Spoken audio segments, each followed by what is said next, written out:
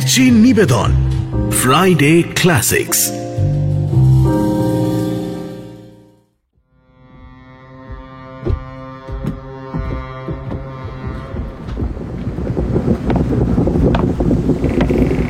আমার পা দুটো ডেক স্পর্শ করার সঙ্গে সঙ্গে একটা প্রাগৈতিহাসিক দৈত্যের মতো কভেন্যান্ট জাহাজটা কেঁপে উঠল।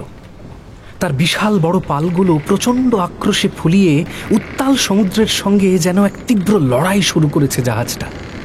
হতবাক হয়ে সেই ভয়ঙ্কর দৃশ্য দেখতে দেখতে হঠাৎ করে কেমন যেন সন্দেহ হলো। মুহূর্তের মধ্যে আমার মেরুদণ্ডের মধ্যে দিয়ে একটা শীতল স্রোত বয়ে গেল। মনে হলো আমার ষষ্ঠ ইন্দ্রিয় যেন কোনো অজানা বিপদের সংকেত দিতে চাইছে। কি আঙ্কেলকে আশেপাশে কোথাও দেখতে পাচ্ছি না। ক্যাপ্টেন, ক্যাপ্টেন, আমার আঙ্কেল কোথায়? তোমার আঙ্কেল? তাকে তো আর দেখতে পাবে না ডেভিড। দেখতে পাবো না মানে কি বলতে চান আপনি? আঙ্কেল, আঙ্কেল কোথায় আপনি? চিৎকার করে তো কোনো লাভ হবে না বাবা। এসব এসব কি বলছেন আপনি? ভয় করছে? না না, কাছে আসবেন না, কাছে আসবেন না আঙ্কেল। ক্যাপ্টেনকে হিংস্র ভঙ্গিতে এগিয়ে আসতে দেখে আমি ছুটে গিয়ে জাহাজের ডেকের প্রান্তে দাঁড়ালাম।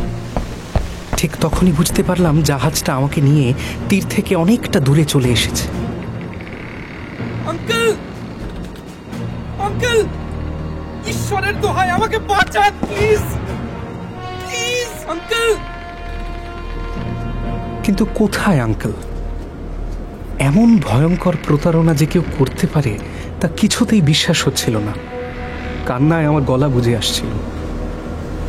কেউ শুনতে পাবে না জেনেও শেষবারের মতো প্রাণপণে চিৎকার করলাম, আমাকে বাঁচান, help me, somebody, anybody, please help me, বাঁচান আমাকে আঙ্কেল, প্লিজ বাঁচান। শয়তান, ছাড় আমাকে, ছাড়, ছাড় বলছি। আচমকা একজোড়া শক্ত হাত আমাকে পিছন দিক থেকে সাঁড়াশির মতো চেপে ধরল। আমি শরীরের সমস্ত শক্তি দিয়ে নিজেকে ছাড়াবার চেষ্টা করলাম, কিন্তু লোকটার গায়ে অসুরের মতো জোর। খানিকক্ষণ ধস্তাধস্তির পর হঠাৎ আমার মাথায় প্রচণ্ড জোর একটা আঘাত লাগলো। মনে হলো যেন বাজ পড়ে আমার খুলিটা দুফাঁক হয়ে গেছে। নিমেষের মধ্যে আমার দু চোখ জুড়ে নেমে এলো নিকষ কালো অন্ধকার।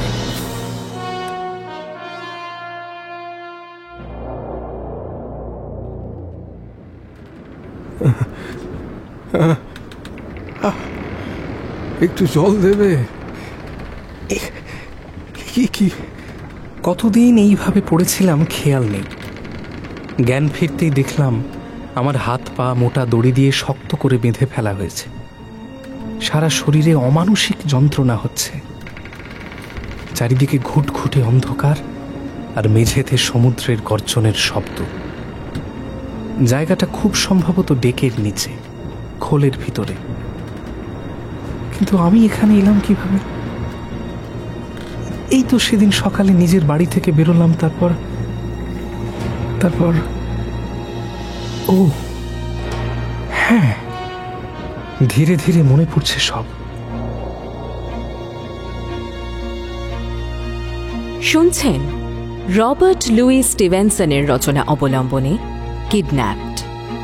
1886 খ্রিস্টাব্দে প্রকাশিত এই উপন্যাসটি রবার্ট লুই স্টিভেনসনের জনপ্রিয়তম রচনাগুলির মধ্যে অন্যতম। 1751 খ্রিস্টাব্দের প্রেক্ষাপটে লেখা এই গল্পে উঠে এসেছে তরুণ ডেভিড ব্যালফয়ের রোমাঞ্চকর জীবনের কাহিনী। কাকা এবেনেজারের ষড়যন্ত্রের হাত থেকে পালিয়ে বাঁচতে গিয়ে তার বন্ধুত্ব হয় জ্যাকোবাইট রেবেল অ্যালান ব্রেক স্টুয়ার্টের সঙ্গে। আর তারপর কি হয় জানতে শুনতে থাকুন কিডন্যাপড।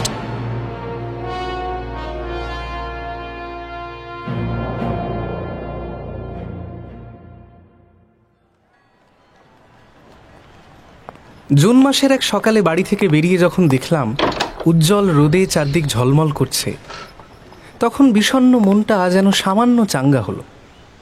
দরজায় তালা দিতে দিতেই শুনতে পেলাম মিস্টার ক্যাম্পবেল পিছন থেকে ডাকছেন, ডেভিড, ডেভিড। বলুন মিস্টার ক্যাম্পবেল, কি খবর? কি ব্যাপার বলো তো? সকাল সকাল কোথায় চললে? সব ঠিকঠাক আছে তো? হ্যাঁ হ্যাঁ, সব ভালো। এমনি একটু বেরোচ্ছিলাম, কোথায়? ঠিক করিনি, যেদিকে দু চোখ যায় আর কি। এ আবার কিরকম কথা? তোমার মুখের ভাবটাও কেমন যেন লাগছে। কি হয়েছে বলো তো? তেমন কিছুই না মিস্টার ক্যাম্পবেল। আসলে বাবা মায়ের কেউই তো আর রইলেন না। একা একা বাড়িতে থাকলে ওদের কথা আরও বেশি করে মনে পড়ে। তাই ভাবলাম মন খারাপ না করে বরং কোথাও ঘুরে আসি। ও মাই ডিয়ার বয়, তোমার কথা ভেবে আমার মাঝে মাঝে খুব খারাপ লাগে। 18 বছর পূর্ণ হতে না হতেই অনাথ হতে হলো। কি আর বলবো বলো, সবই ঈশ্বরের ইচ্ছে। ওসব কথা থাক। আপনি আজ হঠাৎ এদিকে কি মনে করে? তোমার কাছেই তো এসেছিলাম। ভাগ্যিস তুমি বেরোবার আগেই দেখা হয়ে গেল। এই যে এই চিঠিটা ধরো। চিঠি? আমার? কার চিঠি? তোমার বাবার। হ্যাঁ? তার মৃত্যুশয্যায় এটা যথাসময় তোমার হাতে দিতে বলেছিলেন। আমারই আর নানা ব্যস্ততার মধ্যে দেওয়ার সময় হয়নি। আচ্ছা, যাই হোক, চিঠিটা সাবধানে রেখো। এটা কিন্তু খুবই দরকারি জিনিস। এতে তোমার পূর্বপুরুষদের সম্পত্তির ব্যাপারে লেখা আছে। হাউস অফ শজে এই চিঠিটা নিয়ে যেতে হবে। ওটা তো তোমাদেরই বাড়ি। হাউস অফ শজ আমার বাড়ি? স্কটল্যান্ডের ক্র্যামন্ড গ্রামের সবচেয়ে বড় জমিদারি এস্টেট হলো হাউস অফ শজ। সেই জমিদারির অংশীদার আমার মতো চালচুলোহীন এক ছেলে। কথাটা আমার বিশ্বাসই হলো না। আমি হেসে বললাম, আপনার কোথাও ভুল হচ্ছে মিস্টার ক্যাম্পবেল। আমরা ছাপোষা মানুষ, সহজের জমিদারিতে আমাদের ভাগ থাকবে কি করে? শোনো ডেভিড, তোমার বালফ পদবিটাই তো হাউস অফ শজের সঙ্গে তোমার সম্বন্ধটা প্রমাণ করছে। শজের বালফরা তো ওই তল্লাটের সবচেয়ে বনেদি পরিবার। কিন্তু বাবা তো আমাকে কখনো এই ব্যাপারে কিছু না বলার হয়তো কোনো কারণ ছিল, কিন্তু ওর আচার ব্যবহার, শিক্ষা দীক্ষা সবকিছুই যে একজন অভিজাত বংশের ভদ্রলোকের উপযুক্ত ছিল সে কথা আমরা সবাই জানতাম। তাছাড়াই দেখো না, চিঠির খামের উপরেও তো স্পষ্ট লেখা আছে, for Ebenezer Balfour of the House of Shaws, to be delivered by my son David Balfour. চিঠিটা হাতে নিয়ে দেখি মিস্টার ক্যাম্পবেল ঠিকই বলেছেন। খামের উপরে আমারই নাম, আর হাতের লেখাটাও আমার বাবার। বাবার পরিবার সম্পর্কে আমার এতদিন কোনো স্পষ্ট ধারণাই ছিল না। বেঁচে থাকতে বাবা তো আমাকে কিছুই বলে যাননি, আর বাবার মৃত্যুর পর মিস্টার ক্যাম্পবেলই আমার অভিভাবক ছিলেন। কিন্তু তিনিও এতদিন আমার সঙ্গে এই ব্যাপারে কোনো আলোচনা করেননি। এক লহমায় কৌতূহল বেড়ে গেল। আমার সবে 17 বছর বয়স। এখন যদি কিছু সম্পত্তি হাতে আসে তাহলে বাকি জীবনটা হেসে খেলে কাটিয়ে দিতে পারবো। হিসেব করে দেখলাম আমাদের গ্রাম থেকে হাউস অফ শজ খুব বেশি দূরে নয়। পায়ে হেঁটে গেলে বড় জোর দিন দুয়েক লাগবে। আমি মিস্টার ক্যাম্পবেলকে বললাম, ভালোই হলো। আমার তো কোনো যাওয়ার জায়গা ছিল না, এতদিনে একটা পাওয়া গেল। আমি বরং সোজা ক্র্যামন্ডের হাউস অফ শজেই যাই, দেখি এই চিঠির রহস্যটা পরিষ্কার হয় কিনা। বেশ বেশ, তবে একটা কথা মনে রেখো ডেভিড, চোখ কান সব সময় খোলা রাখবে। কাউকে অন্ধভাবে বিশ্বাস করবে না। ও হ্যাঁ, আরেকটা কথা, যদি তোমার ওই বাড়ির ধনী আত্মীয়রা তোমার সঙ্গে ভালো ব্যবহার না করে তাহলে ওখানে পড়ে থাকার কোনো দরকার নেই। এই গ্রামে যদি একা লাগে তাহলে সোজা আমার কাছে চলে আসবে, বুঝলে? মনে রেখো, এই অধমের বাড়ির দরজা তোমার জন্য সব সময় খোলা আছে। অনেক ধন্যবাদ মিস্টার ক্যাম্পবেল। বাবা চলে যাওয়ার পর এতগুলো দিন আপনি আমার জন্য এত করলেন, আমি সত্যি কৃতজ্ঞ। কি যে বলো ডেভিড, তুমিও তো আমার সন্তানেরই মতো। তোমার জন্য করব এটাই তো স্বাভাবিক। যাই হোক, সাবধানে যেও। আর হ্যাঁ, এই যে এই টাকাটা রাখো। কি? না না না না, টাকার আবার কি দরকার? তুমি রাখো তো, রাস্তায় কত জায়গায় দরকার পড়বে। All the best my boy. Thank you mister Campbell. Mister ক্যাম্পবেলকে বিদায় জানিয়ে অবশেষে আমি শজের উদ্দেশ্যে রওনা দিলাম। দুদিন হেঁটে এডিনবারা শহরে পৌঁছে একটু বিশ্রাম করে নিলাম। শহর থেকে সামান্য দূরেই ক্র্যামন্ড। দুপুরের মধ্যেই গ্রামে পৌঁছে হাউস অফ শজের খোঁজ করতে শুরু করলাম, কিন্তু সেখানকার লোকেদের হাবভাব বেশ অদ্ভুত ঠেকলো আমার। স্যার শুনছেন? মিস্টার এবেনিজার বেলফোরের বাড়িটা কোথায় দেখিয়ে দিতে পারেন? কি? এবেনিজার বেলফোর মানে হাউস অফ শজ? হ্যাঁ হ্যাঁ, আপনি চেনেন? শুধু আমি কেন, এ তল্লাটে সবাই চেনে। কিন্তু আপনার ওখানে কি দরকার?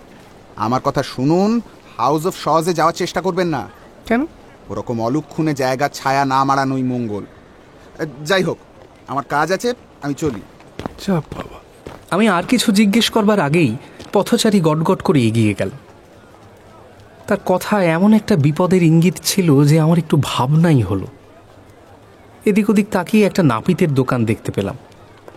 শুনেছিলাম নাপিতদের কাছে নাকি এলাকার সব ধরনের কেচ্ছা কেলেঙ্কারির খবর থাকে। ও নিশ্চয়ই আরও খবর দিতে পারবে। দোকানে ঢুকে জিজ্ঞেস করলাম, আচ্ছা, আমাকে একটা কথা বলতে পারেন? হাউস অফ শজের এবেনিজার বেলফো ভদ্রলোক ঠিক কেমন মানুষ?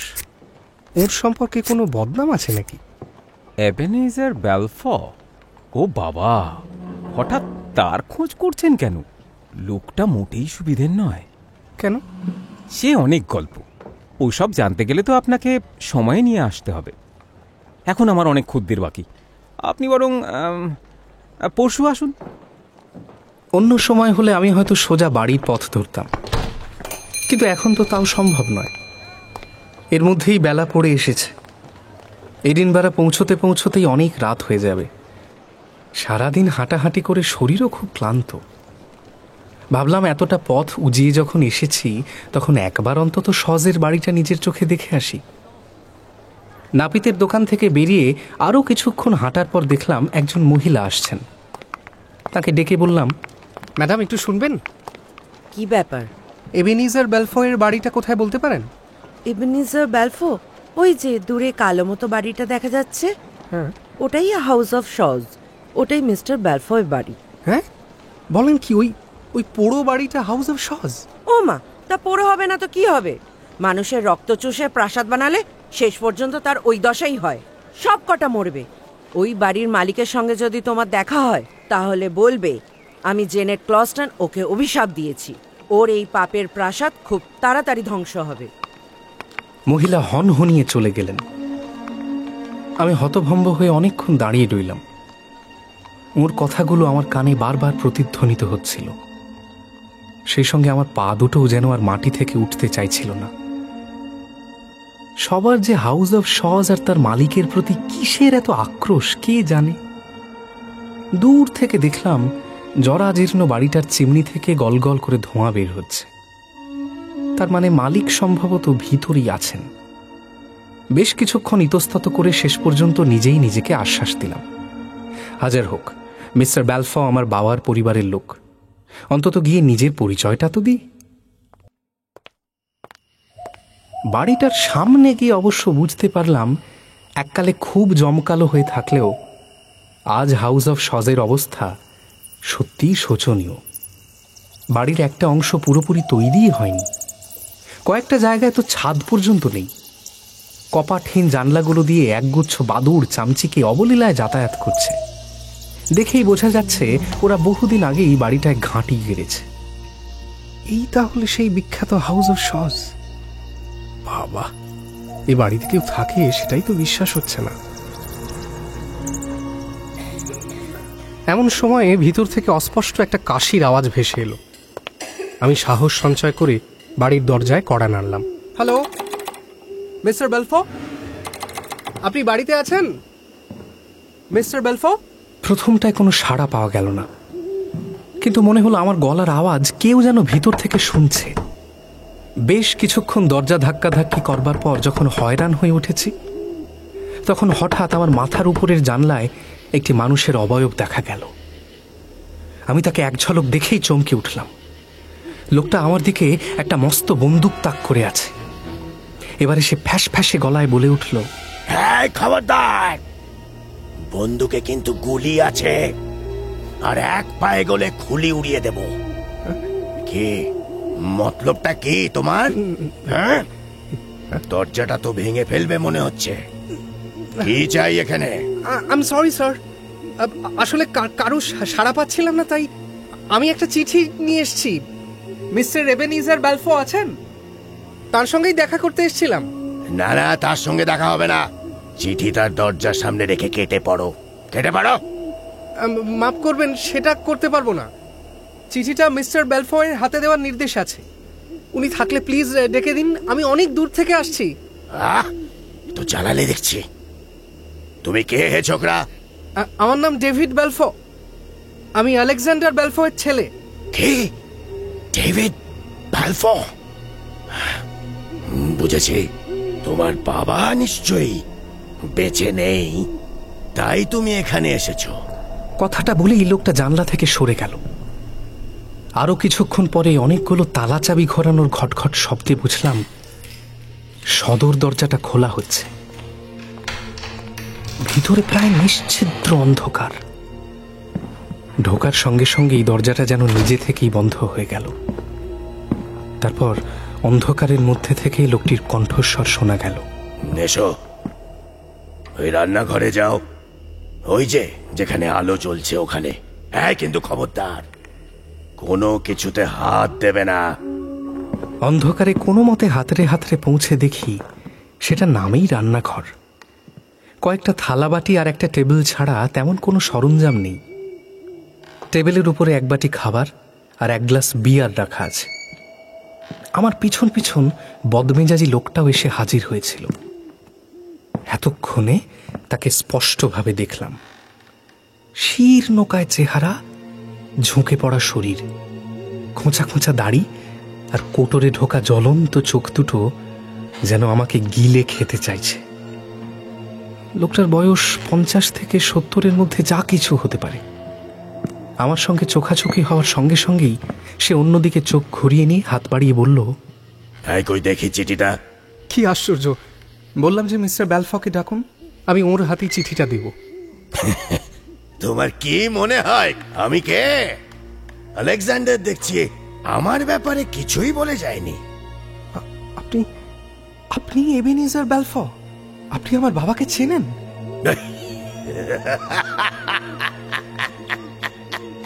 এই অদ্ভুত ব্যাপার, নিজের ভাইকে চিনব না? হ্যাঁ, ভাই? কেন, বিশ্বাস হচ্ছে না বুঝি?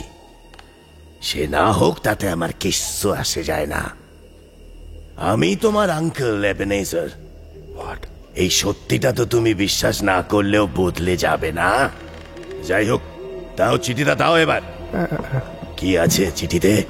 তা তো জানি না, দেখছেন না শিলমোহরটা খুলিনি। আপনার নামে লেখা যখন। বুঝলাম। তা তুমি কি শুধুমাত্র আমাকে চিঠিটা দিতেই এত দূর এসেছো, নাকি অন্য কোনো ধান্দা আছে? আগে না স্যার। হ্যাঁ, যখন শুনলাম যে আমার বাবা ধনী পরিবারের লোক, তখন খুশি হয়েছিলাম, সেটা ঠিক। তবে পারিবারিক সম্পত্তির উপর কোনো লোভ আমার নেই। আমি গরিব হতে পারি, কিন্তু পথের ভিখিরি নই। আমার বয়স অল্প, কাজ করবার সামর্থ্য রয়েছে যথেষ্ট, আর আমাকে সাহায্য করার মতো বন্ধু বান্ধবেরও অভাব নেই। ঠিক আছে, ঠিক আছে, আমি তো একটু ঠাট্টা করছিলাম মাত্র। আমার কথা শুনে আঙ্কেল যে ভিতরে ভিতরে অপ্রস্তুত হয়ে পড়েছে সেটা ভালোই টের পেলাম। অনেকক্ষণ একদৃষ্টে আমার পুরনো জুতো জোড়ার দিকে তাকিয়ে রইল সে। তারপর হঠাৎ করে আমার চোখে চোখ পড়তেই তার আপাদমস্তক এমনভাবে ভয়ে কেঁপে উঠল যেন সে চুরি করতে গিয়ে ধরা পড়েছে। আমার বেশ অস্বস্তি হচ্ছিল। হয়তো সেটা বুঝতে পেরেই সেটা কাটাবার জন্য সে জিজ্ঞেস করল, তোমার বাবা গত হয়েছেন কদিন হলো? এই তো সপ্তাহ 3 হবে। আলেকজান্ডার কখনো তোমাকে আমার কথা বলেনি? না আঙ্কেল, আমি তো এটা জানতামই না যে আমার বাবার কোনো ভাই আছেন। এখানে এসেই প্রথম শুনছি। তা বেশ বেশ। দেখো, অনেক রাত হয়ে গেছে দেখছি, তুমি বরং আজ ঘুমিয়ে পড়ো। ঠিক আছে, কাল সকালে ভালো করে কথা হবে। হ্যাঁ, চলো তোমাকে তোমার ঘরটা দেখিয়ে দিই। রান্নাঘর থেকে বেরিয়ে কোনো আলো ছাড়াই অন্ধকারের মধ্যে এগিয়ে চলল আঙ্কেল। আমি তাকে অনুসরণ করে একটা ঘরের সামনে গিয়ে পৌঁছলাম, কিন্তু ঘরে ঢুকতে গিয়ে আমি প্রচণ্ড জোরে হোঁচট খেলাম। আঙ্কেল হাঁ হাঁ করে উঠল। এ কি হলো, কি হলো? এ দেখে শুনে চলবে তো, ব্যথা লেগেছে? না না, আসলে খুব অন্ধকার তো, তাই দেখতে পাইনি। একটা আলো নেই? না না, ও সব খুব বিপজ্জনক জিনিস। আলো মানেই আগুন, আর আগুন মানেই বিপদ। একটা আগুনের ফুলকি সব কিছুকে পুড়িয়ে ছাই করে দিতে পারে। যাই হোক, এইটাই তোমার ঘর। হ্যাঁ, অনেক রাত হয়েছে, ঘুমিয়ে পড়ো। Good night. Good night. ঘরের দরজাটা বাইরে থেকে বন্ধ করে দিয়ে লোকটা চলে গেল। জানলা দিয়ে আসা সামান্য জ্যোৎস্নার আলোতে আমি দেখলাম ঘরটা সুন্দর কারুকাজ করা আসবাবপত্র দিয়ে সাজানো, কিন্তু দেখেই বোঝা যাচ্ছে বহু বছর এগুলোকে কেউ স্পর্শ পর্যন্ত করেনি। বিছানার পুরনো চাদরটার উপর জমে থাকা পুরু ধুলোর আস্তরণ দেখে আমার আর সেটার উপর শুতে ইচ্ছে করল না। ব্যাগ থেকে একটা চাদর বের করে সেটাই মাটিতে পেতে কোনো রকমে শুয়ে পড়লাম।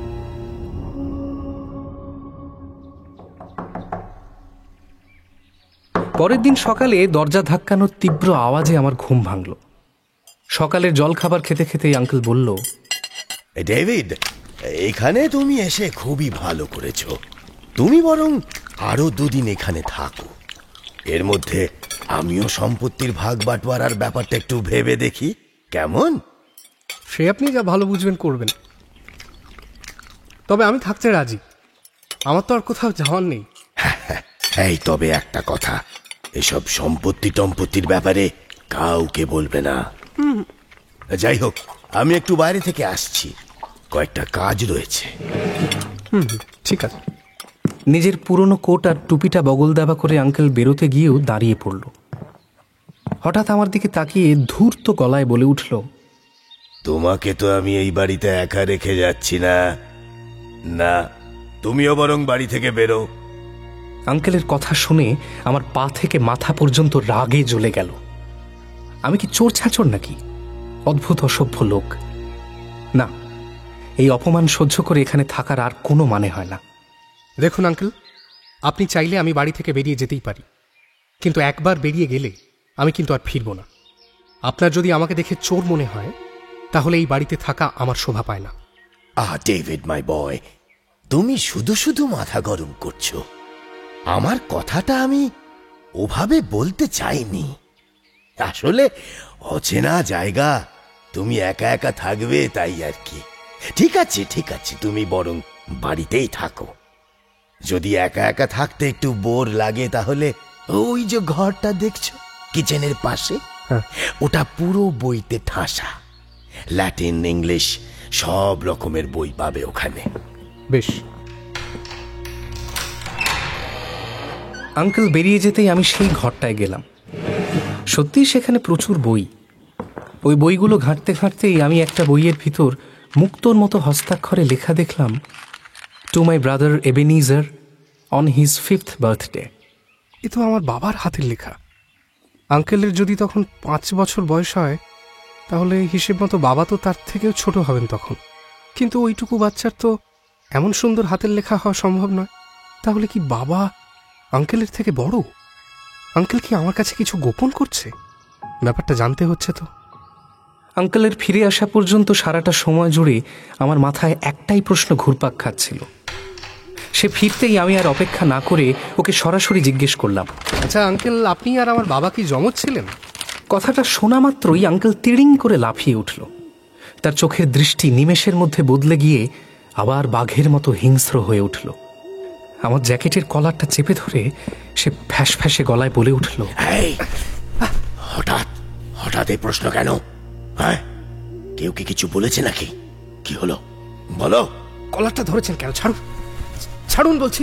আমার মতো একজন অল্প বয়সী ছেলের গায়ের জোর যে আঙ্কেলের থেকে ঢের বেশি হবে, সেটা হয়তো এক মুহূর্তের জন্য ভুলে গিয়েছিল লোকটা। তাছাড়া আমারও ধৈর্যের বাঁধ আস্তে আস্তে ভেঙে যাচ্ছিল। আমার মুখের ভাব দেখে হঠাৎ করেই ভয় পেয়ে গিয়ে কলার ছেড়ে দিল সে। দেখলাম তার হাত দুটো থরথর করে কাঁপতে শুরু করেছে। সে কাতরভাবে বলে উঠল, দোহাই তোমাকে, তোমার বাবার কথা আমাকে মনে করিও না। ওর কথা মনে পড়লেই বড় দুঃখ হয়। হয় লোকটা প্রচণ্ড ধূর্ত, না হলে বদ্ধ পাগল। আমি দ্বিগুণ তীক্ষ্ণ দৃষ্টিতে ওর দিকে তাকাতেই আঙ্কেল সঙ্গে সঙ্গে চোখ সরিয়ে নিল। এক মুহূর্তের জন্য মনে হলো আমাদের মধ্যে যেন ইঁদুর বেড়ালের খেলা চলছে, যদিও বোঝা যাচ্ছে না এই খেলা ইঁদুর কে আর বেড়ালটাই বা কে। কিছুক্ষণ পরে একটু ধাতস্থ হয়ে আঙ্কেল অনেকটা সুর নরম করে বলল, ডেভিড, আমার একটা উপকার করবে। কি উপকার? ওপরের ঘরে একটা সিন্দুক রাখা আছে, সেটা একটু নামিয়ে আনবে?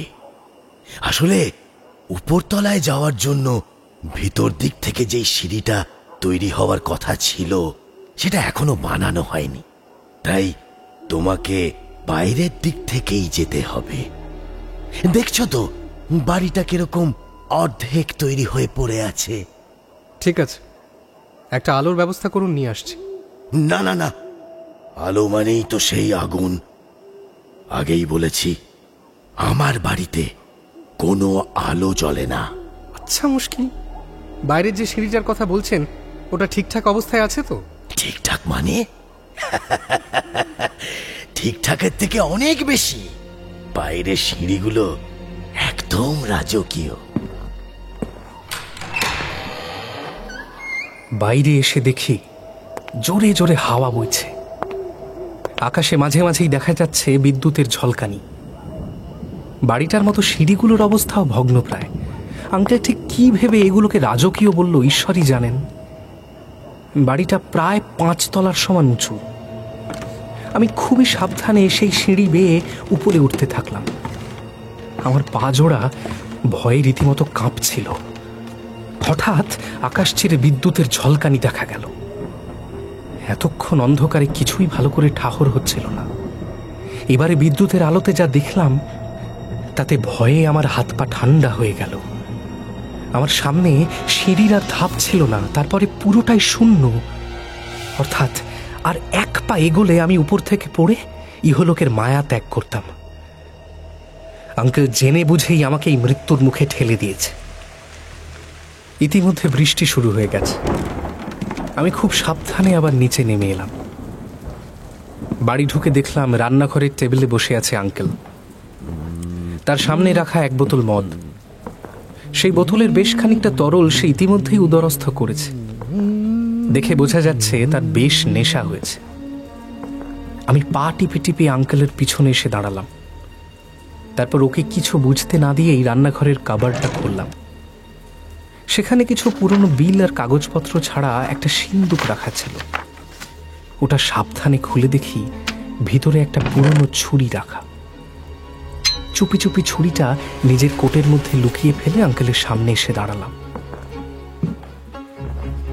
একে তুমি বেঁচে আছো? কি ভেবেছিলেন আমাকে মৃত্যু মুখে ঠেলে দিয়ে আপনি পার পেয়ে যাবেন? কি ক্ষতি করেছি আমি আপনার? কি হলো বলুন, কি ক্ষতি করেছি? আমি সব বলবো। দোহাই তোমার ডেভিড, আজ আমাকে একটু ঘুমোতে দাও। কাল সব কিছু তোমাকে খুলে বলবো। প্লিজ প্লিজ আমাকে ক্ষমা করে দাও। ক্ষমা। বলতে বলতেই টেবিলের উপরে তার মাথাটা ঝুঁকে পড়ল। আঙ্কেলের অবস্থা দেখে আমার এবার একটু দয়াই হলো। বোঝাই যাচ্ছে যে কোনো কারণেই হোক লোকটার মানসিক ভারসাম্য নষ্ট হয়ে গেছে।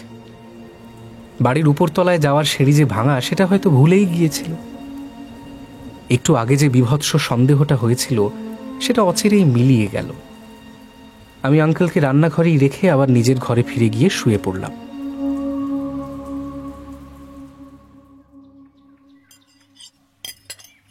পরদিন সকালে আমরা জলখাবার খেতে বসেছি, এমন সময় দরজার কড়া নড়ে উঠল। দরজা খুলে দেখলাম একটা বাচ্চা ছেলে দাঁড়িয়ে, পরনে নাবিকদের পোশাক। ছেলেটা আঙ্কেলের জন্য একটা চিঠি এনেছে। ছেলেটার শুকনো মুখ চোখের অবস্থা দেখে আমার বেশ মায়া হলো। আমি ওকে ভিতরে ডেকে ব্রেকফাস্টের অবশিষ্ট কিছু খাবার দাবার দিলাম। আমার আঙ্কেল একমনে চিঠিটা পড়ছিল। হঠাৎ চিঠিটা আমাকে দেখিয়ে বেশ গর্বের সঙ্গে বলল, এটা কিন্তু যার তার চিঠি ভেবো না, স্বয়ং হোসিজন পাঠিয়েছেন। কে হোসিজন? কি তুমি হোসিজনকে চেনো না? না। উনি হলেন কভেনেন্ট নামের এক বিশাল ট্রেডিং শিপের ক্যাপ্টেন। কুইন্স ফেরিতে জাহাজ নোঙর করেছেন। উনি আমার সঙ্গে দেখা করতে চান। কি ভাবো তুমি তোমার আঙ্কেলকে? যে সে লোক। আমি আর এসব নিয়ে বেশি কথা বাড়ালাম না। জাহাজের নাবিক কোনোটা নিয়ে আমার তেমন কোনো ধারণা নেই, কিন্তু এসবের মধ্যে আর কাল রাতের কথাটাই তোলা হলো না। আজকে আঙ্কেলকে দেখে মনে হলো সে যেন এক সম্পূর্ণ অন্য মানুষ। পাগলামির আর লেশমাত্র নেই। কালকের ঘটনাটার কথা ওর আদৌ মনে আছে বলেই মনে হলো না। আঙ্কেল মহা উৎসাহে বলতে লাগলো, আজকে আমাকে ওখানে গিয়ে অনেক কাগজপত্র সই করতে হবে। আচ্ছা, তুমিও বরং আমার সঙ্গে চলো ডেভিড। আমি? আমাদের উকিল মিস্টার র্যানকাইলারকে ওখানে ডেকে নেব। তোমার সম্পত্তির ভাগ বাটোয়ারা নিয়েও কথা হয়ে যাবে। আচ্ছা। উনি আবার তোমার বাবার খুব ভালো বন্ধু। ভালোই হবে। শিগগিরই খাওয়া শেষ করে আমরা তিনজন কুইন্স ফেরির দিকে রওনা দিলাম। পথে যেতে যেতে ওই বাচ্চা ছেলেটির সঙ্গে আমার বেশ বন্ধুত্ব হয়ে গেল। ছেলেটি জানালো তার নাম র্যানসাম। সে কভেন্যান্ট জাহাজে ক্যাবিন বয়ের কাজ করে। র্যানসাম জানালো জাহাজের ক্যাপ্টেন নাকি খুবই রাগী আর নিষ্ঠুর প্রকৃতির লোক। তবে ক্যাপ্টেনের একটাই দোষ, সে সমুদ্রের দিক নির্ণয় তেমন করতে পারে না।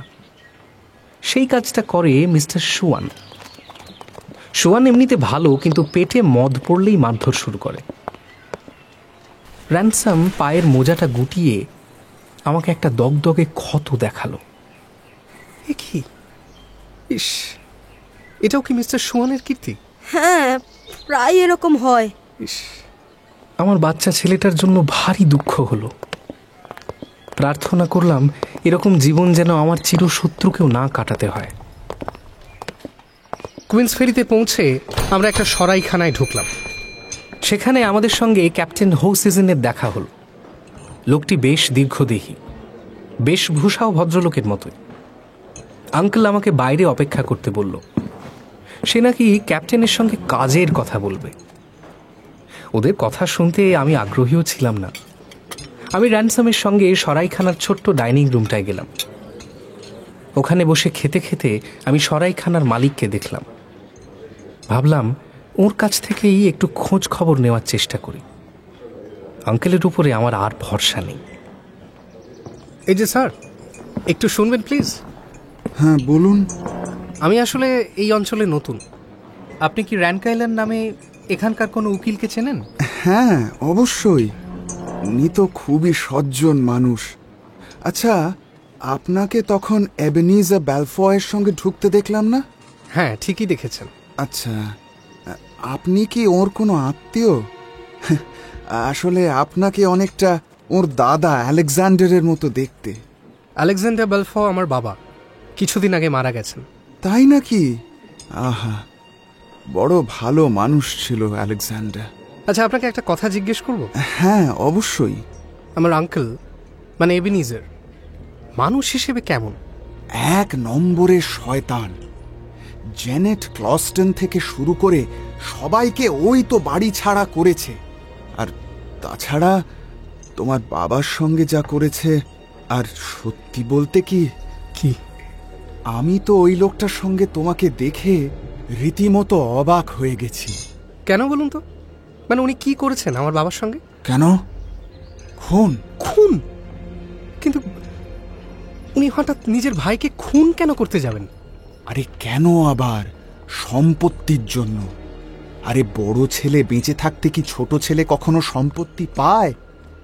পথের কাঁটা দূর করতেই সরিয়ে দিয়েছে। অন্তত এই গ্রামের সবাই তেমনটাই সন্দেহ করে। না হলে তোমার বাবা রাতারাতি একদিন বাড়ি থেকে উধাও হয়ে যাবেন কেন? আচ্ছা, আমার বাবা তার মানে বয়সে আঙ্কেলের থেকে বড় ছিলেন, তাই না? হ্যাঁ, সেটা তো গোড়াতেই বললাম। এমন সময়ে আর এক খদ্দেরের ডাক শুনে সরাই মালিক অন্যদিকে চলে গেলেন। আঙ্কেল যে বাবাকে খুন করেনি তা আমি জানি, কিন্তু সেই সঙ্গে কাল রাতে আঙ্কেলের ওই অদ্ভুত আচরণের মানেটাও আন্দাজ করতে পারলাম। দেশের আইন অনুযায়ী বংশের বড় ছেলের একমাত্র উত্তরাধিকারী হিসেবে ব্যালফোর্ডের সমস্ত সম্পত্তি আমার পাওয়ার কথা। সেই কারণেই কি আঙ্কেল আমাকে বারবার নিজের পথ থেকে সরিয়ে দিতে চাইছে? সন্দেহটা হতেই ক্ষোভে ঘেন্নায় আমার মন ভরে গেল। ভাবলাম আজ আঙ্কেলের সঙ্গে একটা হেস্তনেস্ত করতেই হবে, তবে এখানে কিছু না করাই ভালো।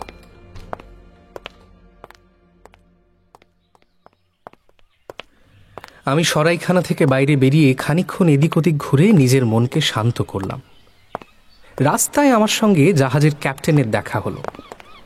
ক্যাপ্টেন আমাকে দেখে হেসে বলল, আরে ডেভিড, তোমার আঙ্কেল তো তোমার প্রশংসায় পঞ্চমুখ। হ্যাঁ, অবশ্য আমি তোমাকে দেখে বুঝেছিলাম আগেই, তুমি কোনো সাধারণ ছেলে নও।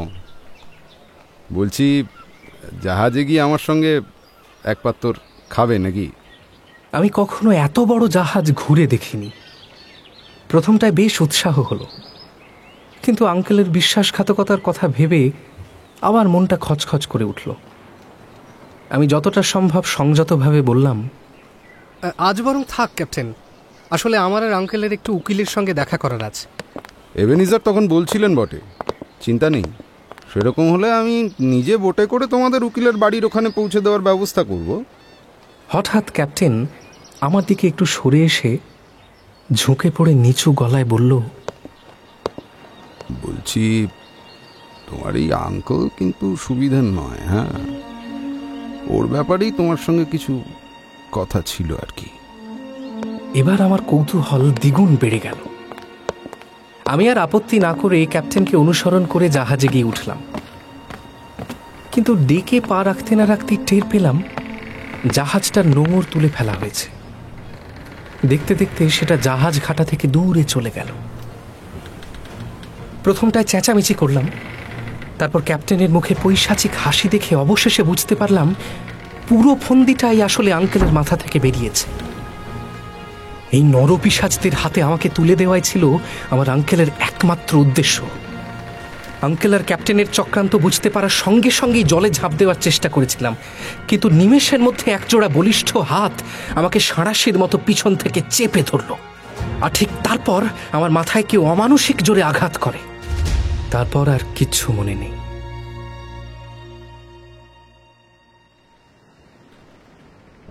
এই নরকের অন্ধকারে কতক্ষণ অজ্ঞান হয়ে পড়েছিলাম জানি না। এক সময়ে লণ্ঠন হাতে একটা বেঁটে খাটো ছায়ামূর্তি আমার সামনে এসে দাঁড়ালো। মনে হলো কয়েক বছর বাদে যেন অন্ধকার কাটল। লণ্ঠনের মৃদু আলোতে লোকটাকে দেখে মনে হলো তার বয়স 30-এর কোঠায়। লোকটা আমার মাথার পিছনে ক্ষতস্থানটা পরিষ্কার করতে শুরু করলো। আমি তীব্র যন্ত্রণায় কোঁকিয়ে উঠলাম। লাগছে লাগছে। লোকটা আমার ব্যথা বেদনাকে বিন্দুমাত্র পাত্তা না দিয়ে আমার ক্ষতস্থানে ব্যান্ডেজ করতে শুরু করলো। আমিও চিৎকার করা বৃথা জেনে বাধ্য ছেলের মতো চুপ করে বসে রইলাম। ব্যান্ডেজ করা হয়ে গেলে লোকটা জিজ্ঞেস করলো, খিদে পেয়েছে? না, প্রচন্ড ব্যথা। লোকটা আর কোনো কথা না বলে চলে গেল। পুরো একটা দিন এই অবস্থাতেই জাহাজের ডেকের তলায় কাটালাম। পরের দিন ওই লোকটা আর একজনকে নিয়ে এলো। কাছে আসতেই আমি বুঝলাম স্বয়ং ক্যাপ্টেন আমাকে দেখতে এসেছে। লোকটি আমাকে দেখিয়ে ক্যাপ্টেনকে বলল, ছেলেটার প্রচণ্ড জ্বর ক্যাপ্টেন, কাল থেকে কিচ্ছু মুখে তোলেনি। আমার মনে হয় ওকে বাকি ক্রুদের সঙ্গে রাখতে হবে, এখানে থাকলে আরও অসুস্থ হয়ে পড়বে। না না মিস্টার রিয়াক, আপনি শুধু শুধু চিন্তা করছেন, ওসবের কোনো দরকার নেই, এখানেই থাক।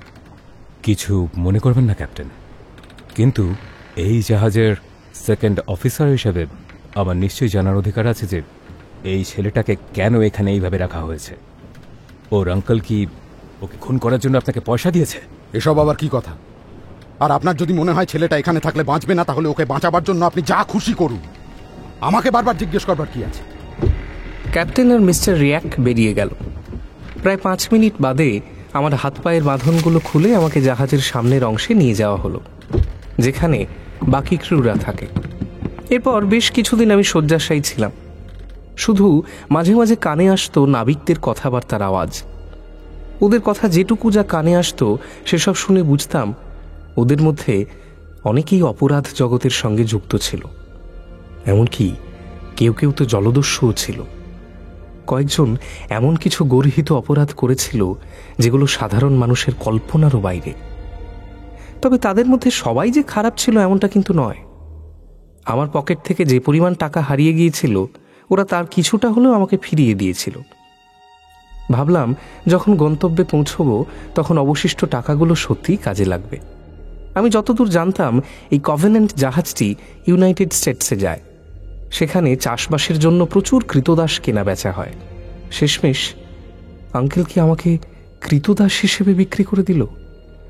এদিকে র্যানসাম নামে সেই বাচ্চা ছেলেটি মাঝে মাঝেই আমার সঙ্গে দেখা করতে আসে। আমি রোজ ওর শরীরে নিত্য নতুন ক্ষত দেখি। আমার ওর কথা ভেবে খুব কষ্ট হয়। তবে মিস্টার রিয়াকও আমার সঙ্গে মাঝে মাঝেই দেখা করতে আসেন। একদিন ওকে আমি আমার জীবনের সব কথা খুলে বললাম। সব শুনে উনি কথা দিলেন আমাকে সাহায্য করবেন। ঠিক করা হলো আমি মিস্টার ক্যাম্পবেল এবং মিস্টার র্যানকাইলারকে নিজের অবস্থার কথা জানিয়ে চিঠি লিখব, আর উনি সেই চিঠি পৌঁছে দেওয়ার ব্যবস্থা করবেন। একদিন রাতে আমি নাবিকদের মধ্যে ফিসফিসানি শুনলাম। শুনলাম রানসাম ছেলেটাকে একেবারে মেরে খতম করে দিয়েছে। বলো কি? তখন ওদের কথার তাৎপর্যটা ধরতে পারিনি। কিছুক্ষণ বাদে ক্যাপ্টেন এসে খুব কোমল স্বরে আমাকে বলল, বলছি ডেভিড, আজ আমরা সবাই মিলে একটা সিদ্ধান্ত নিয়েছি। হাজার হোক, এখন তো তুমি আমাদের এই জাহাজেরই একজন। তাই আমরা ঠিক করেছি এখন থেকে তুমি ওই রাউন্ড হাউসে র্যানসামের জায়গায় কাজ করবে। ঠিক ওই মুহূর্তেই ক্যাবিনের বাইরে তাকিয়ে দেখলাম দুজন নাবিক র্যানসামকে পাঁজা কোলা করে নিয়ে আসছে। ওর মুখখানি মৃত্যু যন্ত্রণায় মোমের মতো ফ্যাকাশে হয়ে গেছে, তবুও ওর ঠোঁটে তখনও লেগে আছে সেই করুণ হাসি। মৃত র্যানসামকে দেখে আমার মেরুদণ্ডের মধ্যে দিয়ে এক অদ্ভুত ঠান্ডা স্রোত বয়ে গেল। ক্যাপ্টেন অবশ্য আমার ভাবান্তর দেখতেই পেল না, চিৎকার করে উঠল, কি হলো ডেভিড? কথা কানে গেল না? না, কতক্ষণ ধরে বলছি রাউন্ড হাউসে যেতে। সেদিন থেকে আমার স্থান হলো জাহাজের রাউন্ড হাউসে। জাহাজের যাবতীয় খাদ্য, পানীয় আর অস্ত্র সেখানেই গচ্ছিত থাকে। ওখানে পৌঁছেই দেখলাম র্যানসামের খুনি সেই কুখ্যাত মিস্টার সুয়ান এক বোতল ব্র্যান্ডি নিয়ে একটা টেবিলে বসে আছে। ক্যাপ্টেন আর মিস্টার রিয়াক সেখানে ঢুকলেন। মিস্টার রিয়াক গটগট করে এগিয়ে গিয়ে সুয়ানের সামনে থেকে ব্র্যান্ডির বোতলটা নিয়ে সেটাকে জাহাজের জানলা দিয়ে ফেলে দিলেন। মিস্টার সুয়ান হিংস্র জন্তুর মতো উঠে দাঁড়াল। ক্যাপ্টেন চিৎকার করে বলল, স্কাউন্ড্রেল একটা! লজ্জা নেই না তোমার? একটা বাচ্চা ছেলেকে খুন করেছে, এখনো বসে বসে এখানে মদ গিলছ? খুন করবো না তো কি করব? মদ চালার জন্য একটা গিলাস চাইলাম, শয়তানটা কোত্থেকে একটা ময়লা কাপ এনে দিল। সোজা নিজের ঘরে যাও, যাও। মিস্টার সুয়ান বাধ্য ছাত্রের মতো সুরসুর করে নিজের ঘরের দিকে চলে গেল। মিস্টার রিয়াক এবারে ক্যাপ্টেনকে কড়া গলায় বলল, তোমার অনেক আগেই কড়া হওয়া উচিত ছিল ক্যাপ্টেন। এখন আর শাসন করে কি হবে? ক্যাপ্টেন জবাব না দিয়ে নিজের ক্যাবিনে ফিরে গেল। সেদিন আর কোনো ঘটনা ঘটল না। পরদিন সকালে মিস্টার সুয়ানকে দেখে কেমন যেন অস্থির মনে হলো। সে মাঝে মাঝেই আমার দিকে তাকাচ্ছিল। খানিকক্ষণ পর আর যেন না থাকতে পেরে আমাকে জিজ্ঞেস করলো, এই যে খোকা, এখানে আর একটা বাচ্চা ছেলে ছিল না? সে কোথায় গেল বলো তো? বুঝতে পারলাম র্যানসামের সঙ্গে নেশার ঘরে যা করেছে সেটা আজ সকালে আর মনেই করতে পারছে না। মনে মনে প্রচণ্ড রাগ হলেও মুখে কিছু বললাম না। এই মুহূর্তে আমার সমস্যা অন্য। আমাকে সেই লোকগুলোর জন্য দিন রাত খেটে যেতে হচ্ছে যাদের আমি দুচক্ষে দেখতে পারি না। আমি জানি না আমার জন্য কেমন ভবিষ্যৎ অপেক্ষা করে আছে। এসব ভাবলেই আজকাল প্রচণ্ড দুশ্চিন্তা হয়। অবশ্য বসে বসে দুশ্চিন্তা করার থেকে কাজ করা ঢের ভালো। তাই বেশিরভাগ সময়ে নিজেকে কাজের মধ্যে ডুবিয়ে রাখতে শুরু করলাম। তারপর এসে হাজির হলো সেই ভয়ঙ্কর দিন, যেই দিনটা আমার এই কৃতদাসের জীবন নিমেষের মধ্যে বদলে দিল। সেদিন ঘন কুয়াশায় চারদিক ঢেকেছে। জাহাজের এক প্রান্ত থেকে অপর প্রান্তও দেখা যাচ্ছিল না। হঠাৎ করে আমাদের জাহাজটা বীভৎস শব্দে কেঁপে উঠল। নাবিকদের থেকে শুনলাম আমাদের জাহাজ নাকি একটা বোটকে ধাক্কা মেরেছে। বলাই বাহুল্য সেই বোটটির ভবলীলা সাঙ্গ হয়ে গেছে। শুধু একজন মানুষ বেঁচে গেছে, যাকে এই জাহাজের নাবিকেরা উদ্ধার করেছে। ক্যাপ্টেন সেই লোকটিকে নিয়ে রাউন্ড হাউসে এলো।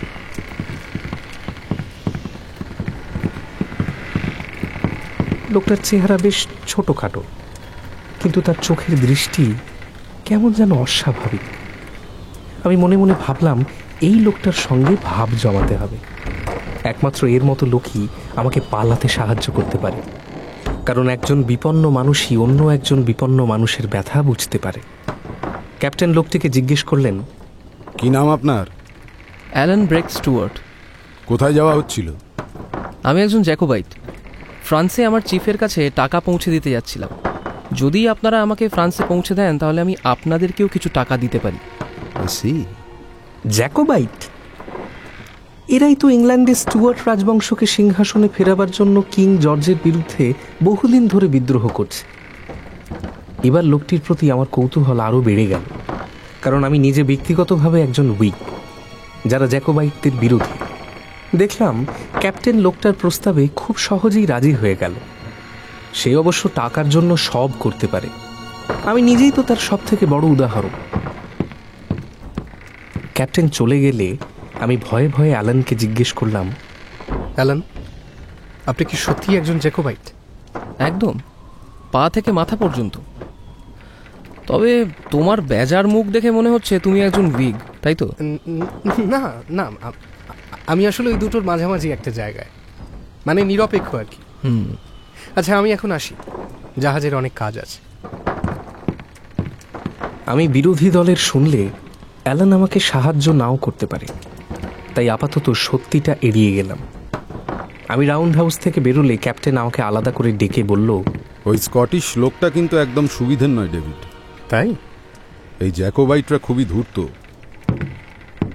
আমি তো ভাবছিলাম ব্যাটাকে মেরে যদি ওর সব টাকাগুলো নিয়ে নি তাহলেই সব লেঠা চুকে যায়। হ্যাঁ, সেই। এমনিতেই লোকটা আমাদের রাজা জর্জের শত্রু, মানে দেশদ্রোহী। কিন্তু ওকে মারার একটাই সমস্যা। কি? ও তো রাউন্ড হাউসে গ্যাঁট হয়ে বসে আছে, এদিকে ওখানেই আমাদের সব বন্দুক রাখা। বলছিলাম, তুমি কি ওখান থেকে লুকিয়ে আমাকে দুটো পিস্তল এনে দিতে পারবে? পিস্তল? তাহলেই আমি ওর সব খেল খতম করে দিতাম। হ্যাঁ? আমি কি বলবো বুঝতে পারলাম না। ক্যাপ্টেন তখন সাপের মতো হিস হিসে গলায় বলল, একবার ভেবে দেখো ডেভিড, লোকটার কিন্তু প্রচুর পয়সা। তোমাকেও না হয় কিছু ভাগ দেব। হ্যাঁ? ক্যাপ্টেনের কথাগুলো আমাকে দোটানায় ফেলে দিল।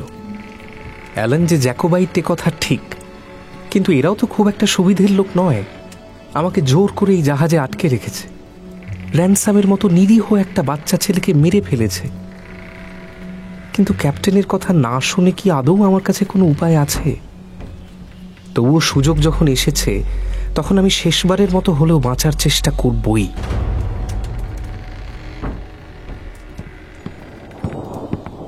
কিছুক্ষণ পর আমি রাউন্ড হাউসের দিকে এগিয়ে গেলাম। চারিদিক ফাঁকা আছে কিনা দেখে নিয়ে চুপি চুপি লোকটাকে বললাম, অ্যালান, হ্যাঁ, আপনার সঙ্গে কিছু কথা ছিল। কি কথা? বলে ফেলো। আপনি কি মরতে চান? মানে? এরা জাহাজের একটা বাচ্চা ছেলেকে ইতিমধ্যেই মেরে ফেলেছে। ওদের পরের শিকার কিন্তু আপনি। আপনার টাকা পয়সা আছে শুনে সেসব হাতিয়ে নেওয়ার ফন্দি আটছে। আমাকেও একরকম বন্দি করেই রেখেছে বলতে পারেন। বটে। ঘোরালো ব্যাপার দেখছি। তবে আমি অত সহজে হার মানার পাত্র নই। আচ্ছা, যদি আমি এদের বিরুদ্ধে লড়াই করি, তুমি আমার পাশে থাকবে? থাকবো। কি নাম তোমার? David Balfour of Shaws. বেশ বেশ। আমাদের হাতে বেশি সময় নেই ডেভিড, চলো দেখি আমাদের হাতে কি কি অস্ত্র আছে। সবার অলক্ষ্যে আমি আর অ্যালান যুদ্ধের জন্য প্রস্তুত হয়ে নিলাম। অ্যালান রাউন্ড হাউসের দরজার সামনে এসে দাঁড়ালো। তার এক হাতে একটা ছুরি আর অন্য হাতে তলোয়ার। আমি ছাদের উপরের দরজা আর অন্য আরেকটা দরজা পাহারা দিচ্ছি পিস্তল হাতে। আমাদের বেশিক্ষণ অপেক্ষা করতে হলো না। কিছুক্ষণের মধ্যেই ক্যাপ্টেন নিজেই ঢুকলো। অ্যালান সঙ্গে সঙ্গে তার দিকে তলোয়ার তাক করে বলল, খবরদার ক্যাপ্টেন, আর এক পা এগোবেন না। বাহ, আমার দিকে তলোয়ার তাক করে তুমি আমার সাহায্যের প্রতিদান দিচ্ছ, অসাধারণ। কোনো চালাকি করার চেষ্টা করলে শেষ করে দেব। ও, ইতিমধ্যে আবার সাঁকড়ে তো জুটিয়ে ফেলেছ দেখছি। ভালো, ভেরি নাইস। আমি তোমার এই বেঈমানি সারা জীবন মনে রাখবো ডেভিড। আমাদের সঙ্গে বেশি কথা না বাড়িয়ে ক্যাপ্টেন চলে গেল। বুঝতে পারলাম খুব তাড়াতাড়ি বড়সড় যুদ্ধ শুরু হতে চলেছে। একটু পরেই বাইরে থেকে অস্ত্রের ঝনঝন শব্দ শোনা গেল। এবার আমার বেশ ভয় করতে শুরু করলো। কিন্তু আমি কিছু বলবার আগেই আচমকা মিস্টার সুয়ান এসে উদয় হলো। সে দ্বিরুক্তি না করে তলোয়ার নিয়ে অ্যালানের উপরে ঝাঁপিয়ে পড়ল। শয়তানের বাচ্চা, আজ তোকে শেষ করে ফেলবো। সুয়ানকে দেখে রাগে আমার রক্ত গরম হয়ে গেল। ভয় ভুলে আমি সঙ্গে সঙ্গে চিৎকার করে বললাম, অ্যালান, এই সেই শয়তান যে বাচ্চাটাকে খুন করেছিল। তুমি জানলার দিকটা খেয়াল রাখো, আমি এটাকে দেখছি। অ্যালান অদ্ভুত দক্ষতায় নিজের তলোয়ারটা দিয়ে সুয়ানের দেহ এফোর ওপর করে দিল। আমি জানলার দিকে তাকিয়ে দেখলাম 5 জন লোক একটা মোটা গাছের গুঁড়ি দিয়ে জানলাটাকে ভাঙার চেষ্টা করছে। আমার হাতে এখন একটাই উপায়, আমি বন্দুকটার দিকে তাকালাম। এর আগে আমি কোনোদিনও বন্দুক চালাইনি, কিন্তু এখন আর না চালিয়ে উপায় নেই, এটাই সুযোগ। বন্দুকটাকে ওদের দিকে তাক করে ট্রিগারে চাপ দিলাম। বাইরে একটা তীব্র চিৎকারের আওয়াজ হলো। নিশ্চয়ই গুলিটা কারোর গায়ে লেগেছে। আমি আরো 2 বার গুলি ছুড়লাম। এবারে ওরা জানলা ছেড়ে হুড়মুড় করে পালালো। দরজার বাইরে আহত মিস্টার সুয়ানের মুখ থেকে গলগল করে রক্ত বের হচ্ছে। ওকে 2 জন মাল্লা কোনো রকমে রাউন্ড হাউসের বাইরে বের করে নিয়ে গেল। অ্যালানের তলোয়ারটা রক্তে ভিজে লাল টকটকে হয়ে গেছে। সে হাঁপাতে হাঁপাতে বলল, সাবধান সাবধান, ওরা কিন্তু আবার ফিরে আসবে। অ্যালানের কথা শেষ হতে না হতে রাউন্ড হাউসের ছাদটা ভেঙে চুরমার হয়ে গেল। তার ফাঁক দিয়ে ঝাঁপিয়ে পড়ল বেশ কয়েকজন মাল্লা। একজন আমাকে জাপটে ধরতেই আমি চোখ বন্ধ করে সজোরে বন্দুকের ট্রিগার টেনে দিলাম। লোকটা মাটিতে লুটিয়ে পড়ল। এইভাবে পরপর আরো 2 জনকে ঘায়েল করলাম। হঠাৎ আমার কানে এলো অ্যালানের চিৎকার, ডেভিড বাঁচাও! অ্যালান যখন 2টো লোকের সঙ্গে লড়াই করছিল, তখন পিছন থেকে আরেকজন এসে ওকে চেপে ধরেছে। অ্যালান পিছনে হাত চালিয়ে সেই 3য় ব্যক্তিকে ছুরি দিয়ে ক্রমাগত আঘাত করে যাচ্ছে, কিন্তু এত করেও বেকায়দা থেকে বেরোতে পারছিল না। এক মুহূর্তের জন্য মনে হলো আমরা বোধহয় লড়াইটা হেরে গিয়েছি। কিন্তু অ্যালান শেষমেশ এই অসম যুদ্ধে জয়লাভ করেই ছাড়ে। আমি ওর কাছে পৌঁছানোর আগেই সেই 3 জন লোক আহত অবস্থায় একে একে মাটিতে পড়ে গেল। মুহূর্তের মধ্যে অ্যালান তলোয়ারের এক কোপে 3 জনকেই সাবার করে দিল। আমাদের আক্রমণ করবার মতো আর কেউ রইল না। যুদ্ধ শেষে আমরাই জিতলাম। অ্যালান আমাকে জড়িয়ে ধরে বলল, ডেভিড ভাই আমার, জাহাজ এখন আমাদের কবজায়। তুমি না থাকলে এত সহজে কাজ হাসিল হতো না। তখনই যেন খেয়াল হলো এতগুলো লোককে নির্মমভাবে খুন করেছি আমি। আমার কাঁপা হাত থেকে বন্দুকটা পড়ে গেল। চোখ ভরে এলো জলে।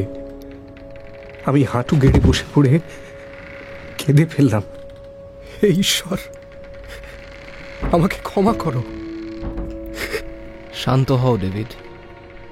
তুমি যদি ওদের না মারতে, তাহলে আজ না হোক কাল ওরাই তোমাকে মেরে ফেলতো, আর আমাকে তো মারতই। এক কাজ করো, তোমার অনেক ধকল গেছে, তুমি বরং একটু বিশ্রাম নাও, আমি পাহারা দিচ্ছি। Thank you. সত্যি আমার শরীর আর ধকল নিতে পারছিল না। আমি অ্যালানের ভরসায় ঘুমিয়ে পড়লাম। অ্যালান সারা রাত ধরে আমাকে পাহারা দিল।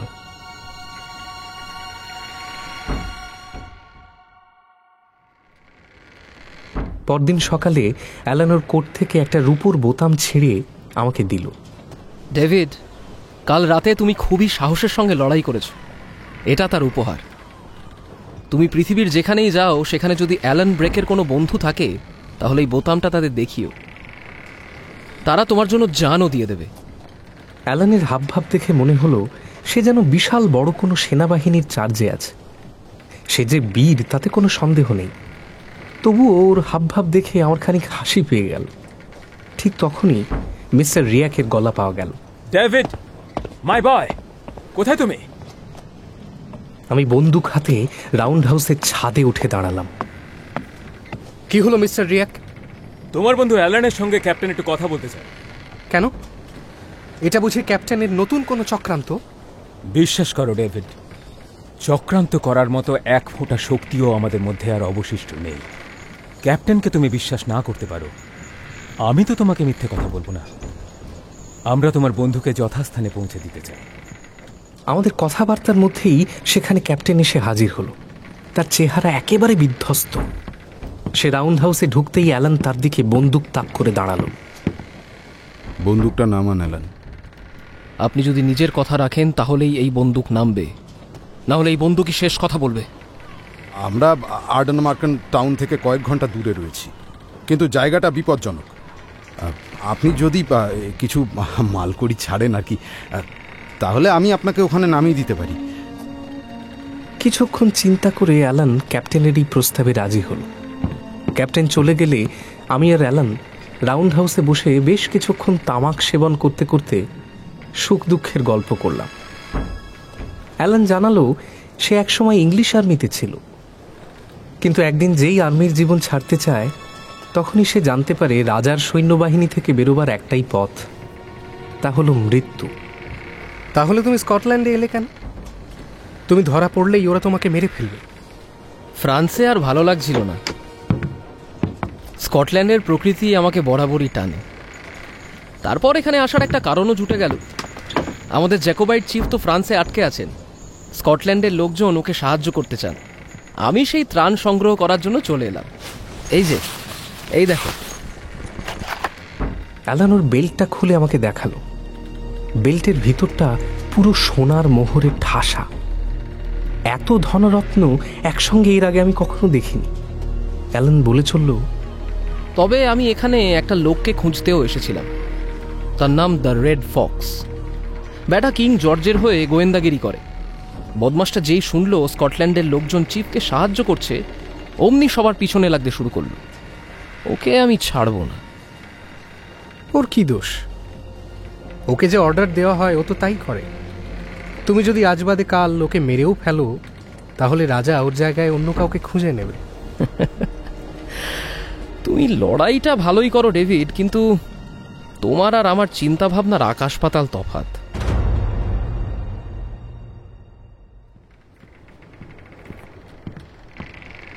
সেদিন রাতে ক্যাপ্টেন এসে আমাদের বললেন, বলছি জাহাজটা চালাতে একটু সাহায্য করতে পারো? আবার নতুন ফন্দি? ফন্দি আঁটার মতো সময় আমার নেই। সব কটা মাল্লা মারা পড়েছে, জাহাজ ডুবতে যাচ্ছে। আমি নাকি আবার ফন্দি আঁটবো? যত সব। ক্যাপ্টেনকে দেখে মনে হলো না উনি মিথ্যে বলছেন। অ্যালান বাইরে মুখ বাড়িয়ে সমুদ্রের দিকে একবার দেখে বলল, ক্যাপ্টেন ভুল কিছু বলছেন না ডেভিড। আমার তো মনে হচ্ছে এখানে সমুদ্রের তলায় ডুবো পাহাড় আছে। কতটা জায়গা জুড়েই ডুবো পাহাড়? ওই 10 মাইল মতো হবে। অ্যালানের কথা শুনে ক্যাপ্টেন আর মিস্টার রিয়াক ভয়ার্ত দৃষ্টিতে পরস্পরের দিকে তাকালো। খুবই সতর্কভাবে আমরা জাহাজটা নিয়ে এগোতে থাকলাম। তবুও সেদিন আকাশ কিছুটা পরিষ্কার থাকায় ডুবো পাহাড়গুলো মোটামুটি দেখতে পাচ্ছিলাম। ক্যাপ্টেন এবং মিস্টার রিয়াক খুবই দক্ষতার সঙ্গে এই পরিস্থিতি সামাল দিল।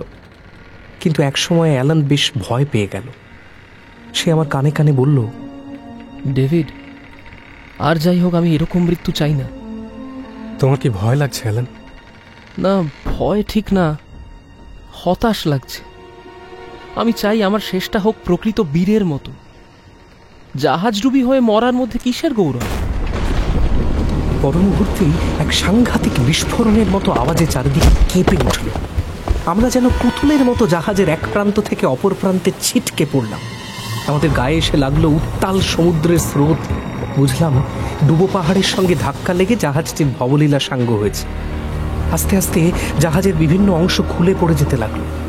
অবশিষ্ট কয়েকজন নাবিক নিজেদের প্রাণ বাঁচানোর জন্য ইতিমধ্যেই মিস্টার রিয়াকের সঙ্গে জাহাজ থেকে বোট নামাতে লাগলো।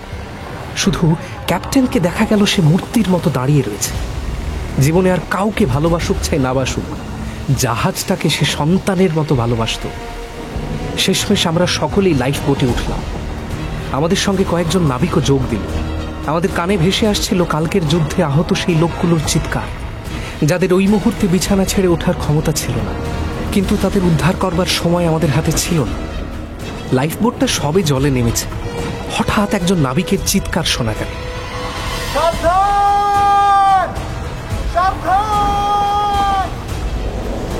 আমরা কিছু বোঝার আগেই একটা বিশাল ঢেউ আমাদের উপর আছড়ে পড়ল। চারিদিক ছত্রভঙ্গ হয়ে গেল। আমি বেশ কিছুক্ষণ হাবুডুবু খেলাম। তারপর হঠাৎ করে আমার চারপাশে সমস্ত কিছু শান্ত হয়ে গেল। চারপাশে ধ্বংসের কোনো চিহ্ন মাত্র নেই। আমি বুঝতে পারলাম সমুদ্রের স্রোত আমাকে অনেক দূরে টেনে এনেছে। বাঁচাও! কেউ আছো? বাঁচাও!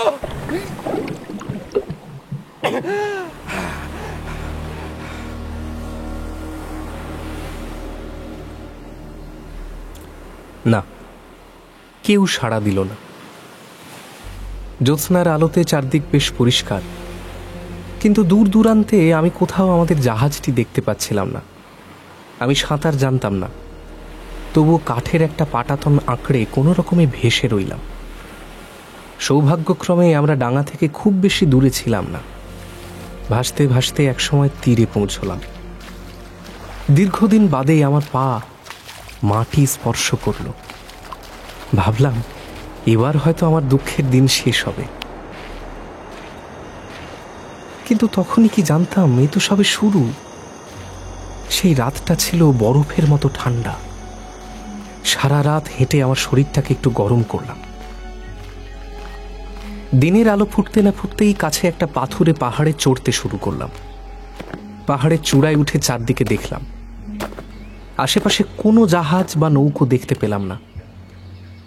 নিঃসঙ্গতা ক্রমশ আমাকে গ্রাস করতে শুরু করলো। খিদের চোটে আমার শরীর ক্রমশ দুর্বল হয়ে পড়ছে। এরপর যদি একটু রোদ ওঠে তাহলে অন্তত আমার ভেজা জামা কাপড়গুলো শুকোবে, কিন্তু আমার কপালটাই খারাপ। আকাশ ভেঙে বৃষ্টি শুরু হলো। আমি পূর্ব দিকে হাঁটতে শুরু করলাম, যদি কিছুক্ষণের জন্য হলেও একটা মাথা গোঁজার জায়গা পাওয়া যায়। কিন্তু কিছুক্ষণের মধ্যেই আমি বুঝতে পারলাম আমার সমস্ত পরিশ্রম বৃথা। আমি যেই জায়গাটায় রয়েছি সেটা আসলে একটা জনমানব শূন্য পাথুরে দ্বীপ। একটা খালের কাছে এসে থমকে দাঁড়িয়ে পড়লাম। খালটা এতই গভীর যে সেটা কোনোভাবেই পার করা যাবে না। আমার মনের জোর প্রায় তলানিতে এসে ঠেকেছে। আমি বালিতে বসে কাঁদতে শুরু করলাম, কিন্তু একসময় যেন আমার চোখের জল ফুরিয়ে গেল। একটু পরে বালি থেকে কয়েকটা কাঁচা ঘেঁড়ি গুগলি খেয়ে খিদে নিবারণের চেষ্টা করলাম। খিদে পেটে ওগুলোই আমার অমৃত মনে হচ্ছিল। একটু পরেই অবশ্য আমার শরীর অসুস্থ হতে শুরু করলো, কিন্তু তবুও খিদের জ্বালায় বাধ্য হয়ে ওগুলোই খেলাম। ক্রমাগত বৃষ্টি হওয়ায় চারিদিকে ভেজা। ঘুমোবার জন্য একটু শুকনো জায়গা পর্যন্ত খুঁজে পেলাম না। সেই রাতে আমি দুটো পাথরের মাঝখানে আমার মাথাটা দিয়ে কোনো রকমে ঘুমোলাম।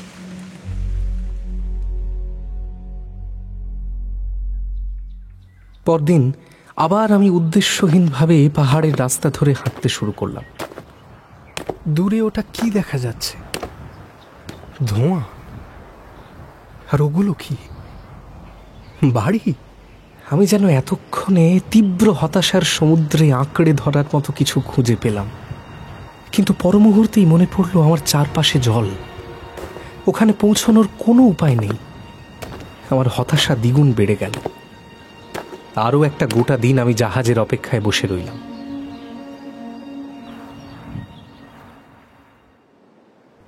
পরের দিন আমার ভিজে জামা কাপড়গুলো পচে গিয়ে সেগুলোর থেকে তীব্র দুর্গন্ধ বেরোতে শুরু করলো। আমার গলায় প্রচণ্ড ব্যথা আর শরীরও মারাত্মক দুর্বল হয়ে পড়ল। এরই মধ্যে আমি সমুদ্রে জেলেদের একটা নৌকো দেখতে পেলাম। এই যে এখানে! হ্যালো, এখানে! ওরা আমাকে দেখে নিজেদের মধ্যে কি যেন বলা বলি করলো। দুজনেই আমার দিকে তাকিয়ে অদ্ভুতভাবে হাসলো, যেন আমি চিড়িয়াখানার খাঁচায় বন্দি কোনো অদ্ভুত জন্তু অথবা পাগলাগারদে বন্দি কোনো বদ্ধ পাগল। আমাকে উদ্ধার না করেই ওরা ওখান থেকে বেরিয়ে গেল। আমি পাগলের মতো দৌড়তে দৌড়তে চিৎকার করতে শুরু করলাম, দোহাই আপনাদের, আমাকে বাঁচান, আমি মরে যাব, দোহাই আপনাদের।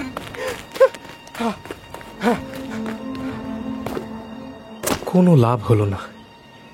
ওরা আমাকে পাত্তা না দিয়ে বেরিয়ে গেল। পরের দিন আবার ওই লোকগুলো নৌকো নিয়ে ওখানে এলো। এবার দেখলাম ওদের সঙ্গে তৃতীয় একজন রয়েছে। সেই মানুষটা নৌকোয় দাঁড়িয়ে আমাকে উদ্দেশ্য করে কি সব বলতে শুরু করলো। আমি শুধু ওই লোকটার কথাগুলোর মধ্যে একটা শব্দই খুব স্পষ্ট শুনলাম, জোয়ার। এরপর লোকটা হাত দিয়ে ইশারা করে দূরে ডাঙার দিকে দেখালো যেখানে জনবসতি আছে। আমি বুঝতে পারলাম ওরা কি বোঝাতে চাইছে। তাড়াতাড়ি ওই খালটার সামনে গিয়ে দেখি কি অদ্ভুত ব্যাপার।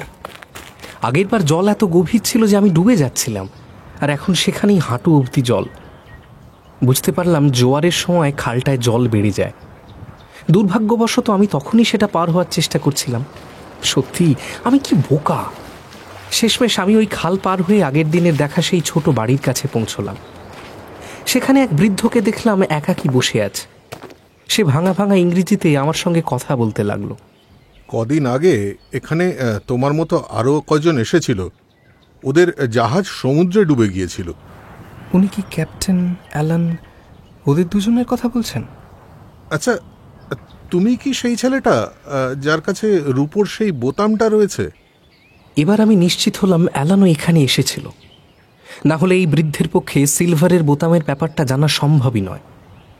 তার মানে নিশ্চয়ই অ্যালান আমার জন্য কোনো মেসেজও দিয়ে গেছে এই বৃদ্ধের কাছে। আপনার কাছে কি অ্যালানের কোনো মেসেজ আছে? অ্যালান বলেছে ওর সঙ্গে টাউন অফ টরসেতে দেখা করতে।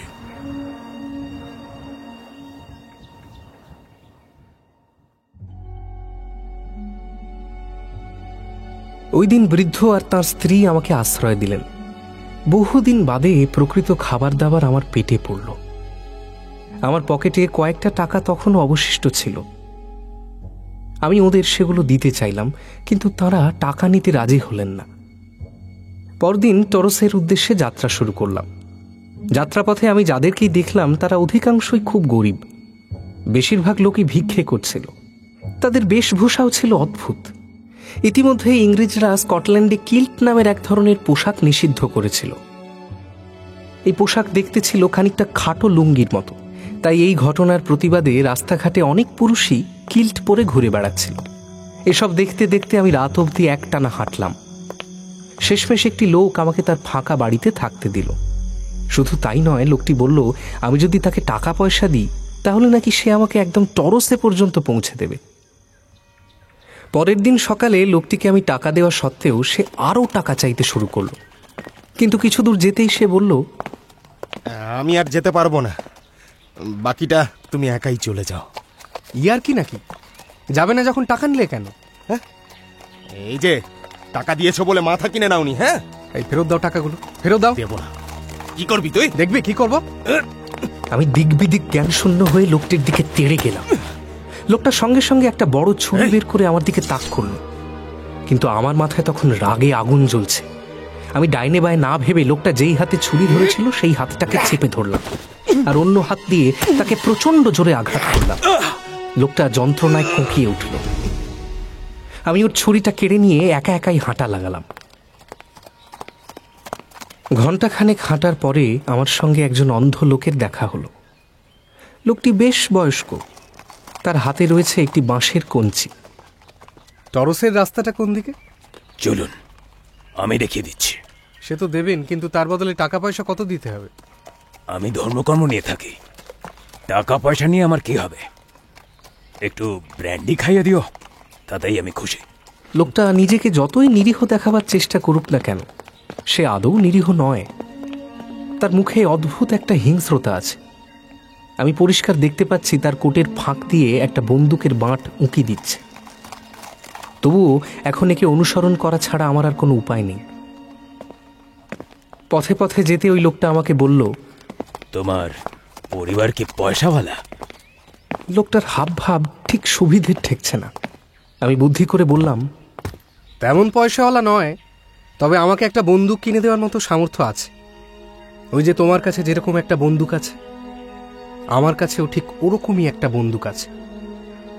কেউ আমার সঙ্গে কোনো রকম চালাকি করার চেষ্টা করলেই আমি গুলি মেরে তার খুলি ফুটো করে দেব। এরপর লোকটা আমাকে আর বেশি ঘাঁটালো না।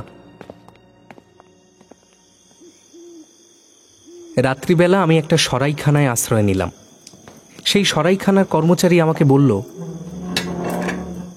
আপনি যে অন্ধ লোকটার সঙ্গে এলেন সে কিন্তু ভয়ঙ্কর একজন ক্রিমিনাল। খুন ডাকাতি কি করেনি ও? খুব বাঁচা বেঁচে গেছেন।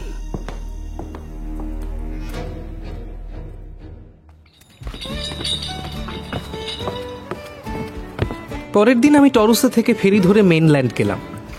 ফেরিতে উঠে জানতে পারলাম ফেরির চালক হলেন নীল রয় ম্যাক্রব, আর উনি অ্যালানের দলের লোক। আমি চেষ্টা করছিলাম নীল রয়ের সঙ্গে একান্তে কথা বলার।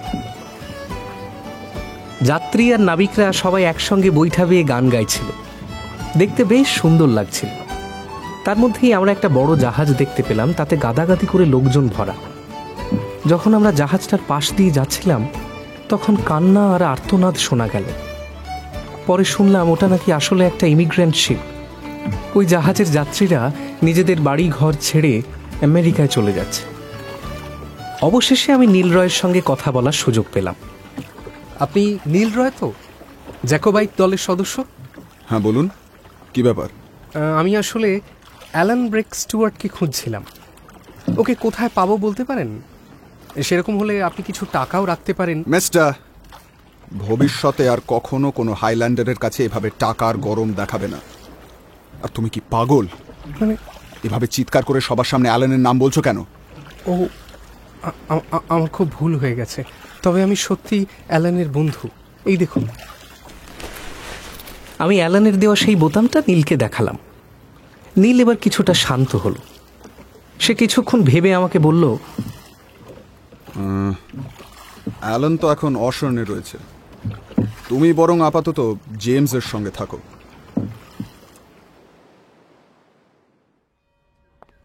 পরের দিন আমার সঙ্গে একজন বেশ দশাশই চেহারার লোকের আলাপ হলো। তার নাম হেন্ডেলল্যান্ড। উনিও ধর্মকর্মই করেন, তবে সেই পথের অন্ধ লোকটার মতো একে ভণ্ড মনে হলো না। উনি রাজনীতির বেশ ভালোই খোঁজ খবর রাখেন। আমি তাকে বিভিন্ন কথার মাঝে জিজ্ঞেস করলাম, আচ্ছা, এই রেড ফক্স ব্যাপারটা কি? অ্যালানের থেকে শুনেছিলাম সে নাকি রাজার একজন গুপ্তচর আর খুব অত্যাচারী। ঠিকই শুনেছ। রেড ফক্স যা করছে ঠিক করছে না। সাধারণ গরিব মানুষের উপর অত্যাচার করে আজ অবধি কেউ পার পায়নি। অ্যালানের ব্যাপারে আপনার কি মত? অ্যালান সে তো বাতাসের মতন, এই আছে এই নেই। এই যে আমরা এখানে বসে কথা বলছি, আমাদের আশেপাশেও অ্যালান ঘাপটি মেরে বসে থাকতে পারে। কি মনে হচ্ছে রেড ফক্সের বিরুদ্ধে সাধারণ মানুষ রুখে দাঁড়াবে? এখন রুখে দাঁড়াচ্ছে না বলে কখনোই যে রুখে দাঁড়াবে না এরকম কোনো কথা নেই।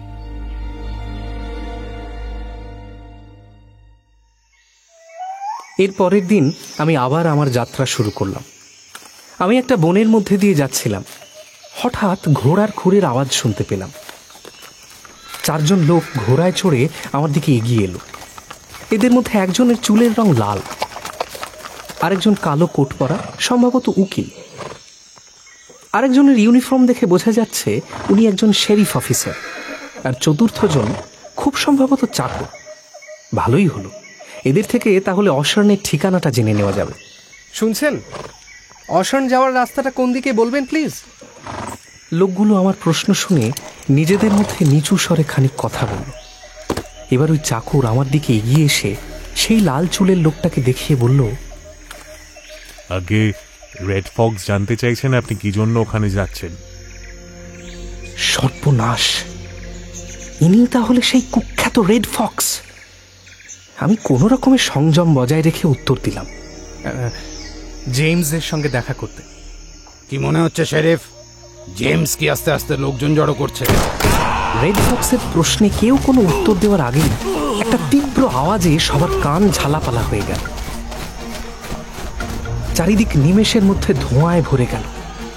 ধোঁয়া একটু সরে যেতেই দেখলাম রেড ফক্স তার ঘোড়া থেকে মাটিতে পড়ে ছটফট করছে।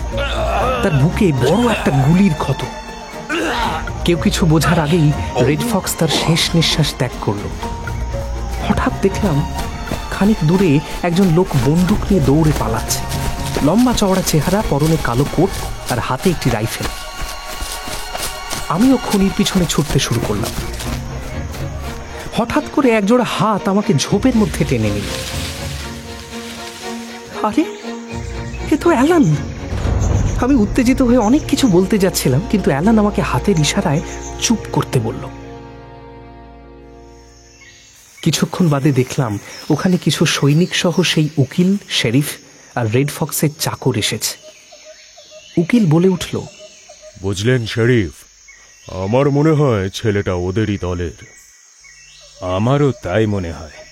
ওকে পাঠিয়ে আমাদের মনোযোগ ঘুরিয়ে দিতে চেয়েছিল, যাতে ওই খুনি বেটা নিশ্চিন্তে নিজের কাজ করতে পারে। ওকে ধরলেই খুনির হদিশ জানা যাবে। যে সৈনিক ওই ছেলেটিকে জ্যান্ত ধরে আনবে তাকে আমি 10 পাউন্ড পুরস্কার দেব। রেড ফক্সকে যারা মেরেছে তারা এত সহজে পার পাবে না। কি হবে? শেষ পর্যন্ত আমাকে রেড ফক্সের খুনের দায় নিতে হবে? ওরা অবশ্য আমাদের খুঁজে না পেয়ে কিছুক্ষণের মধ্যে ওখান থেকে চলে গেল। আমি আর অ্যালান ঝোপের আড়াল থেকে বেরিয়ে পড়লাম। আমি উত্তেজিত হয়ে অ্যালানকে বললাম, দেখো অ্যালান, তুমি যদি এই খুনের সঙ্গে জড়িত থাকো তাহলে তোমার আর আমার আলাদা হয়ে যাওয়াই ভালো। এভাবে বিনা কারণে কাউকে খুন করায় আমি বিশ্বাসী নই। বিশ্বাস করো ডেভিড, আমি এই খুনের বিন্দু বিসর্গও জানতাম না। আমি এই ঘটনার সঙ্গে জড়িত নই। খুনটা যে করেছে তাকে কি তুমি চিনতে পেরেছো? না না, আমি ঠিক খেয়াল করিনি। তবে রেড ফক্সের লোকেরা তোমাকে আমাকে দুজনকেই কিন্তু খুঁজছে। আমাদের এখানে থাকাটা নিরাপদ নয়। আমার তো মনে হয় আমাদের আত্মসমর্পণ করা উচিত। আরে তুমি কি পাগল নাকি? আমার আইনের উপরে সম্পূর্ণ আস্থা আছে। তাছাড়া আমরা তো কোনো দোষ করিনি, তাই না অ্যালান? তুমি বুঝতে পারছো না ডেভিড, রেড ফক্স ছিলেন একজন ক্যাম্পবেল, আর ক্যাম্পবেলরা স্কটিশদের মধ্যে সব থেকে প্রভাবশালী। তোমার যদি এখানে বিচার হয় তাহলে বিচারকরাও ঘটনাচক্রে ক্যাম্পবেলই হবে। ওরা কাউকে ধরতে না পারলে তোমার উপরেই সমস্ত প্রতিশোধ নেবে। ওদের হাতে ধরা পড়ার থেকে পালানো ভালো।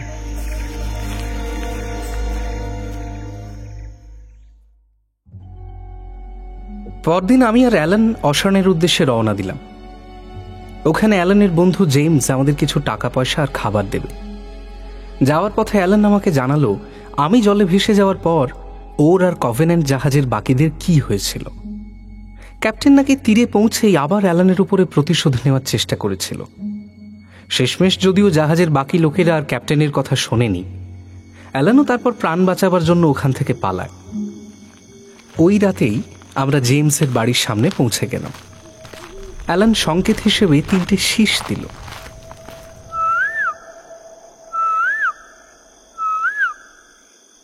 সঙ্গে সঙ্গে জেমস বাড়ির বাইরে বেরিয়ে এলো। জেমস আকৃতিতে বেশ লম্বা চওড়া, তার বয়স 50-এর কাছাকাছি। আমাদের সামনে বসে সে বেশ চিন্তিতভাবে বলল, রেড ফক্সের খুনটা আমাদের বেশ বিপদে ফেলে দিল অ্যালান। তার মধ্যে আমাদের মতো মানুষদের আবার পরিবারের কথাও ভাবতে হয়। খেয়াল করলাম জেমসের বাড়ির কাজের লোকেরা খুব ব্যস্তভাবে ছাদের একটি গোপন কুঠুরি থেকে বন্দুক, তলোয়ার এবং আরও সমস্ত অস্ত্রশস্ত্র নামাচ্ছে। ওদের চোখ মুখ দেখে স্পষ্ট বোঝা যাচ্ছে ওরা সবাই বেশ ভয় পেয়ে আছে। এরপর জেমস আমাদের একটি করে তলোয়ার, বন্দুক, টাকা পয়সা, খাবার দাবার আর পরিষ্কার জামা কাপড় দিল। আবার আমরা সেখান থেকে বেরিয়ে পড়লাম। পথে একটি নদী পার হতে গিয়ে আমি প্রায় ডুবে যাচ্ছিলাম, কিন্তু অ্যালান আমাকে বাঁচিয়ে নেয়। বেশ কিছুদিন ধরে হেঁটে একটি খুবই মনোরম জায়গায় এসে পৌঁছে একটা টিলার উপরে আশ্রয় নিলাম। তার মাইল খানেক দূরে সেনাদের ক্যাম্প দেখা যাচ্ছিল। বেশ কিছু সেনাকেও টহল দিতে দেখলাম। কিন্তু বেলা যত বাড়ল সূর্যের তেজও তত বাড়তে থাকলো। আমাদের চারপাশের পাথরগুলো সূর্যের গনগনে তাপে প্রচণ্ড গরম হয়ে গেছে। আমাদের কাছে কিছুটা ব্র্যান্ডি ছাড়া খাওয়ার মতো আর কিচ্ছু নেই। দিনের বেলা পুরো সময়টাই আমরা গা ঢাকা দিয়ে রইলাম। সূর্য ডুবলে আমরা পাহাড়ের আরও উপরে উঠতে শুরু করলাম। শেষমেশ পরের দিন ভোরবেলা পাহাড়ের উপরে একটা ছোট্ট গুহায় পৌঁছলাম। ওখানে কয়েকদিন থাকার পরে অ্যালান ঠিক করলো জেমসকে আমাদের খবর দেওয়া উচিত, কারণ আমাদের টাকা পয়সা সবই এই কদিনে খরচ হয়ে গেছে। আমি অন্তত জেমসকে খবর দেওয়ার কোনো উপায় দেখছিলাম না। কিন্তু অ্যালান একটা অদ্ভুত কাজ করলো। সে দুটো কাঠকে কোটের একটি ছেঁড়া অংশ দিয়ে বেঁধে একটা ক্রস বানালো। তারপর আমার দিকে তাকিয়ে রহস্যজনক হাসি দিয়ে বলল, ডেভিড, তোমাকে যে রূপোর বোতামটা দিয়েছিলাম ওটা আমাকে দাও তো। তুমি কি করছো বলো তো অ্যালান? এই যে এই ক্রসটা দেখছো, এটা আমাদের দলের চিহ্ন, আর আমার বোতামটা এটার সঙ্গে আটকে দিলেই ওরা বুঝে যাবে আমার কথা। এই নির্জন জায়গায় কারা বুঝবে? তুমি কাদের কথা বলছো? জন ব্রেক ম্যাকল নামে আমার এক বন্ধু সামনেই থাকে। আমি আজ রাতে ওর জানলা এটা রেখে আসব। এই গাছের ডালগুলো দেখে ও বুঝে যাবে আমরা পাহাড়ের ঠিক কোথায় আছি। ওই দিন রাতে অ্যালান ওর প্ল্যান মাফিক জন ব্রেকের বাড়িতে সেই ক্রসটা রেখে এলো। পরের দিন অদ্ভুতভাবে আমাদের কাছে জন ব্রেক এসে হাজির। অ্যালান তাকে টাকার কথা বলে জেমসের কাছে পাঠালো। ঠিক 3 দিন পরে জন জেমসের স্ত্রীর কাছ থেকে সামান্য কিছু টাকা নিয়ে হাজির। তবে জন আরেকটা খারাপ খবরও নিয়ে এসেছে। রেড ফক্সের খুনিদের সাহায্য করার অপরাধে এই মুহূর্তে জেমস জেলে বন্দী। চারিদিকে গুজব রটেছে অ্যালান নাকি নিজের হাতে রেড ফক্সকে খুন করেছে। আমাদের দুজনকে ধরার জন্য সব মিলিয়ে 100 পাউন্ড পুরস্কার ঘোষণা করা হয়েছে।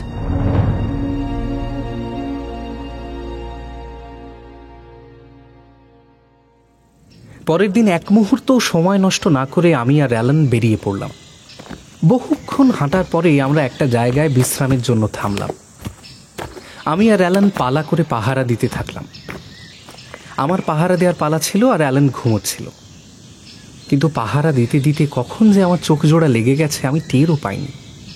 হঠাৎ চোখ খুলে দেখি আমাদের থেকে কিছুটা দূরে লাল ইউনিফর্ম পরা গোটা একটা সৈন্যদের দল এগিয়ে আসছে। আমরা সে যাত্রায় কোনো রকমে বেঁচে গেলাম। এরপর আমরা বেশ কিছুদিন পালিয়ে পালিয়ে ঘুরলাম। আস্তে আস্তে আমি ধৈর্য হারিয়ে ফেলছি।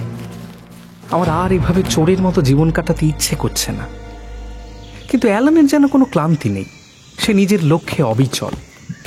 একদিন আমি বাধ্য হয়ে বলেই ফেললাম, অ্যালান, আমি আর পারছি না, আমার শরীর আর দিচ্ছে না। কোনো ব্যাপার না ডেভিড, আমি তোমাকে কাঁধে করে নিয়ে যাচ্ছি। অ্যালানের এই কথাটা আমাকে খুব লজ্জা দিল। শেষে কিনা ওর মতো একজন ছোটখাটো চেহারার মানুষ আমাকে কাঁধে নেবে। আমি বিনা বাক্য ব্যয়ে ওর সঙ্গে এগোতে শুরু করলাম।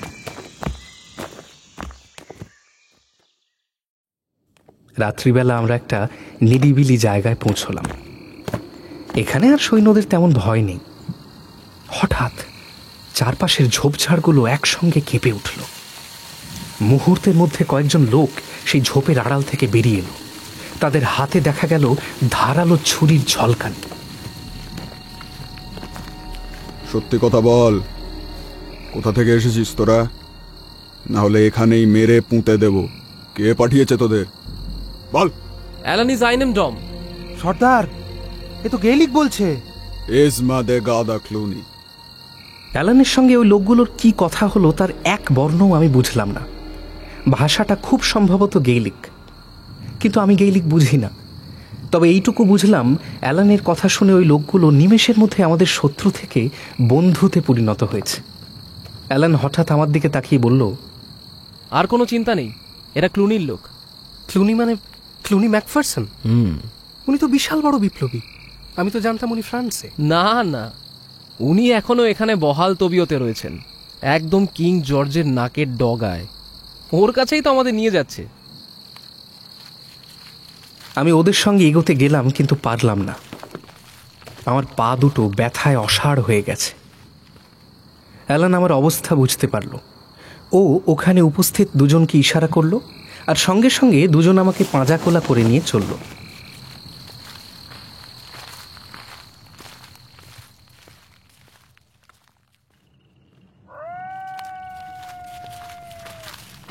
অবশেষে আমরা পাহাড়ের উপরে একটি অদ্ভুত বাড়ির সামনে এসে পৌঁছলাম। বাড়িটার দেওয়াল শ্যাওলায় ঢাকা, আর বাড়িটার মাঝখান দিয়ে একটা গাছ গজিয়েছে। ওটাই নাকি ক্লুনির ডেরা। ওখানে গিয়ে আমরা শুনলাম ক্লুনির স্ত্রী এবং ঘনিষ্ঠ বন্ধুরা রাতের দিকে তার সঙ্গে দেখা করতে আসে, আর রোজ সকালে একজন নাপিত তার দাড়ি কামাতে আসে। সেই নাপিতের থেকেই উনি আশেপাশের বিভিন্ন খবর পান। তবে স্থানীয় লোকেরা ক্লুনিকে রাজা হিসেবেই মানে। কোনো পরামর্শ বা মীমাংসার দরকার হলেই তারা ক্লুনির কাছে ছুটে আসে। ওখানে গিয়ে একটু খাওয়া দাওয়া করার পরেই আমার শরীর ভারী হয়ে এলো। আমার দু চোখ জুড়ে নেমে এলো এক অনন্ত নিদ্রা। আশেপাশের আওয়াজগুলো আমার কানে বিচ্ছিন্নভাবে বাজতে থাকে। পুরোপুরি জ্ঞান না থাকলেও আমি অল্প অল্প বুঝতে পারছি একজন ডাক্তার আমাকে দেখতে এসেছেন। উনি অনর্গল গেইলিকে কথা বলে চলেছেন। আমি কিছুই বুঝতে পারছি না। আমি শুধু বুঝতে পারছি আমি প্রচণ্ড অসুস্থ। আমার সারা শরীর জ্বরে পুড়ে যাচ্ছে।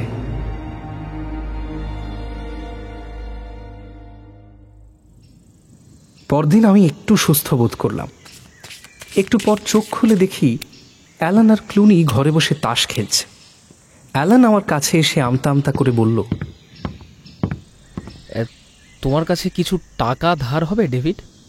খেলা শেষ হয়ে গেলেই আমি ফিরিয়ে দেব। তুমি শেষমেশ জুয়া খেলছো অ্যালান? আমার বাবা বলতেন জুয়া মানুষের সর্বনাশ করে দেয়। বিশ্বাস করো আমি একদানই খেলবো। Please David, please. অবশেষে আমি বাধ্য হয়ে অ্যালানকে কিছু টাকা দিলাম, কিন্তু অ্যালান আস্তে আস্তে আমার দেওয়া সব টাকা জুয়ায় খুইয়ে ফেলল।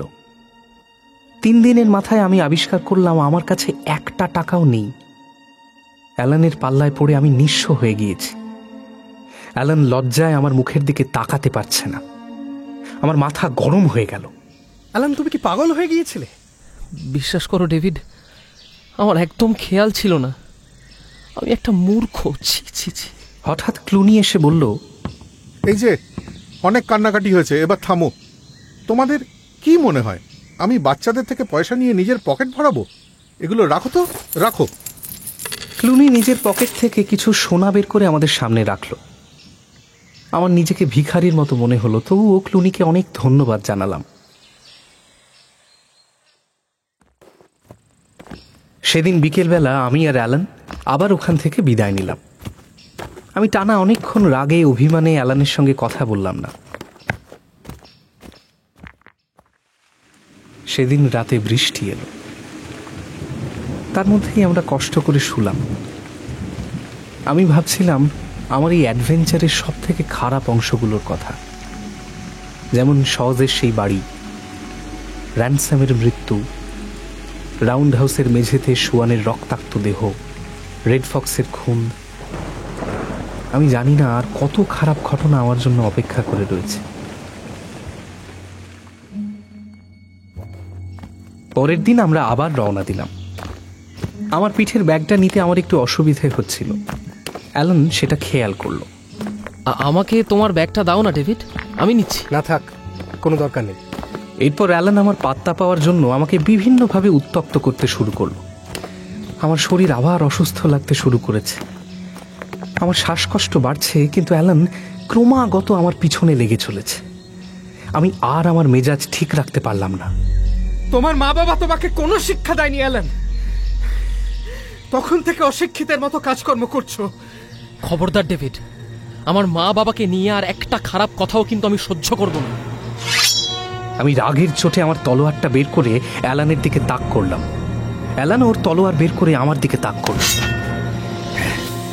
আজ তাহলে একটা হেস্তনেস্ত হয়ে যাক নাকি? প্লিজ ডেভিড, আমাকে তলোয়ার ধরতে বাধ্য করো না। আমি চাই না আজ একটা ভালো মন্দ কিছু হয়ে যাক। বলে হবে? আমি কাউকে ভয় করি না। অ্যালান ওর তলোয়ারটা হঠাৎ হাত থেকে ফেলে দেয়। না ডেভিড, আমি কিছুতেই তোমার সঙ্গে লড়াই করতে পারবো না। তুমি আমার ভাইয়ের মতো। আমারও ভিতরে ভিতরে খারাপ লাগলো। তখন অ্যালানকে ওইভাবে কথাগুলো বলা উচিত হয়নি। অ্যালান, আমাকে ক্ষমা করে দাও। তুমি না থাকলে হয়তো আমি বেঁচেই থাকতাম না। বিশ্বাস করো, আমি তোমাকে মন থেকে কথাগুলো বলিনি। আমার কথাটা শোনা মাত্রই অ্যালান যেন মোমের মতো গলে গেল। সে শিশুর মতো সারল্যে আমাকে জড়িয়ে ধরল। আমরা আবার এগোতে শুরু করলাম।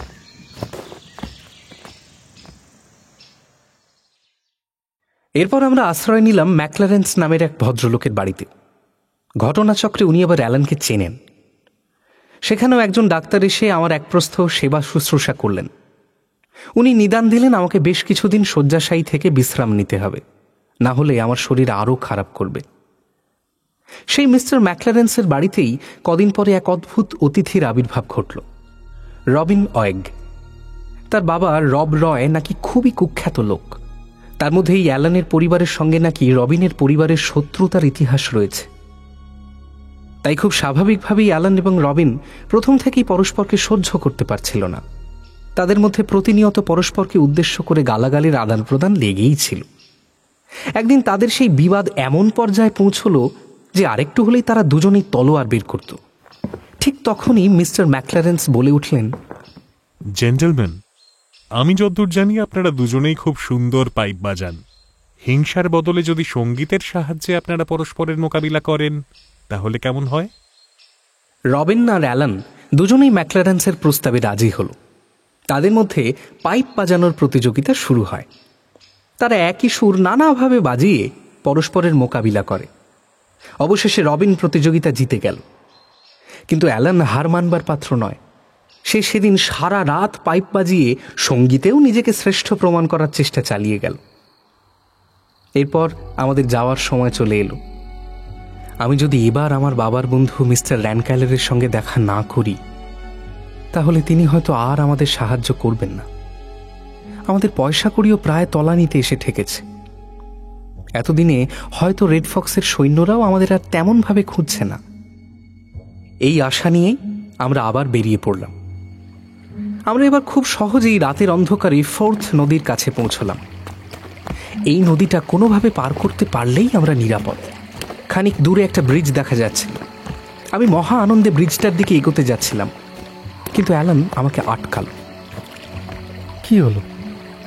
ব্রিজটা কেমন যেন অস্বাভাবিক রকমের শান্ত। আমার সন্দেহ হচ্ছে ডেভিড, একটু দাঁড়িয়ে যাও। কিছুক্ষণ বাদে টের পেলাম অ্যালান ঠিকই বলছিল। ওটা আসলে ছিল একটা ফাঁদ। একজন বয়স্ক মহিলা ব্রিজের উপরে উঠে নদী পেরোতে যাচ্ছিল। হঠাৎ একজন লোক ডেকে উঠল। কে যায়? সে যে একজন সৈনিক তা বলাই বাহুল্য। আমরা বাধ্য হয়ে ফিরে গেলাম। আমি এবার প্রচণ্ড হতাশ হয়ে পড়লাম, যেন তীরে এসে আমাদের তরি ডুবে গেল। কিন্তু অ্যালান হাল ছেড়ে দেওয়ার পাত্র নয়। সে একটা মতলব বানালো। সে আমাকে কাঁধে নিয়ে একটা শুঁড়িখানায় ঢুকলো এবং সেখানকার এক মহিলাকে বলল, আমার এই ভাই প্রচণ্ড অসুস্থ, দয়া করে কিছু সাহায্য করবেন। ইস, বাছা আমার, মুখটা একদম শুকিয়ে গেছে গো। তো ওর এই অবস্থা কি করে হলো? আসলে আমরা তো জ্যাকোবাইট, সেনাবাহিনী আমাদের খুঁজছে। হ্যাঁ, তাই আমরা অনেক দিন ধরে পালিয়ে পালিয়ে বেড়াচ্ছি। যদি আপনি একটা ছোট নৌকোর ব্যবস্থা করে দিতে পারেন, তাহলে হয়তো আমরা ফাঁসির হাত থেকে বাঁচলেও বাঁচতে পারি। অ্যালানের কথা শুনে মহিলাকে বেশ চিন্তিত দেখালো। অ্যালান ভেবেছিল মহিলা হয়তো জ্যাকোবাইটদের সমর্থক, কিন্তু আমার মনে হচ্ছে মহিলা বিরোধী দলের। না হলে উনি আমাদের সাহায্য করার আগে এত ভাবতেন না। আমার মাথায় একটা বুদ্ধি খেলে গেল। এখন একটাই পথ। আমি তাড়াতাড়ি বললাম, যাক বাবা, বাঁচা গেল। আপনি জ্যাকোবাইট নন, আমরাও নই। আসলে আমরা আপনাকে পরীক্ষা করার জন্য মিথ্যে কথা বলছিলাম। বোঝেনি তো, দিনকাল খারাপ। আমরা দুজনেই কিং জর্জের অনুগত।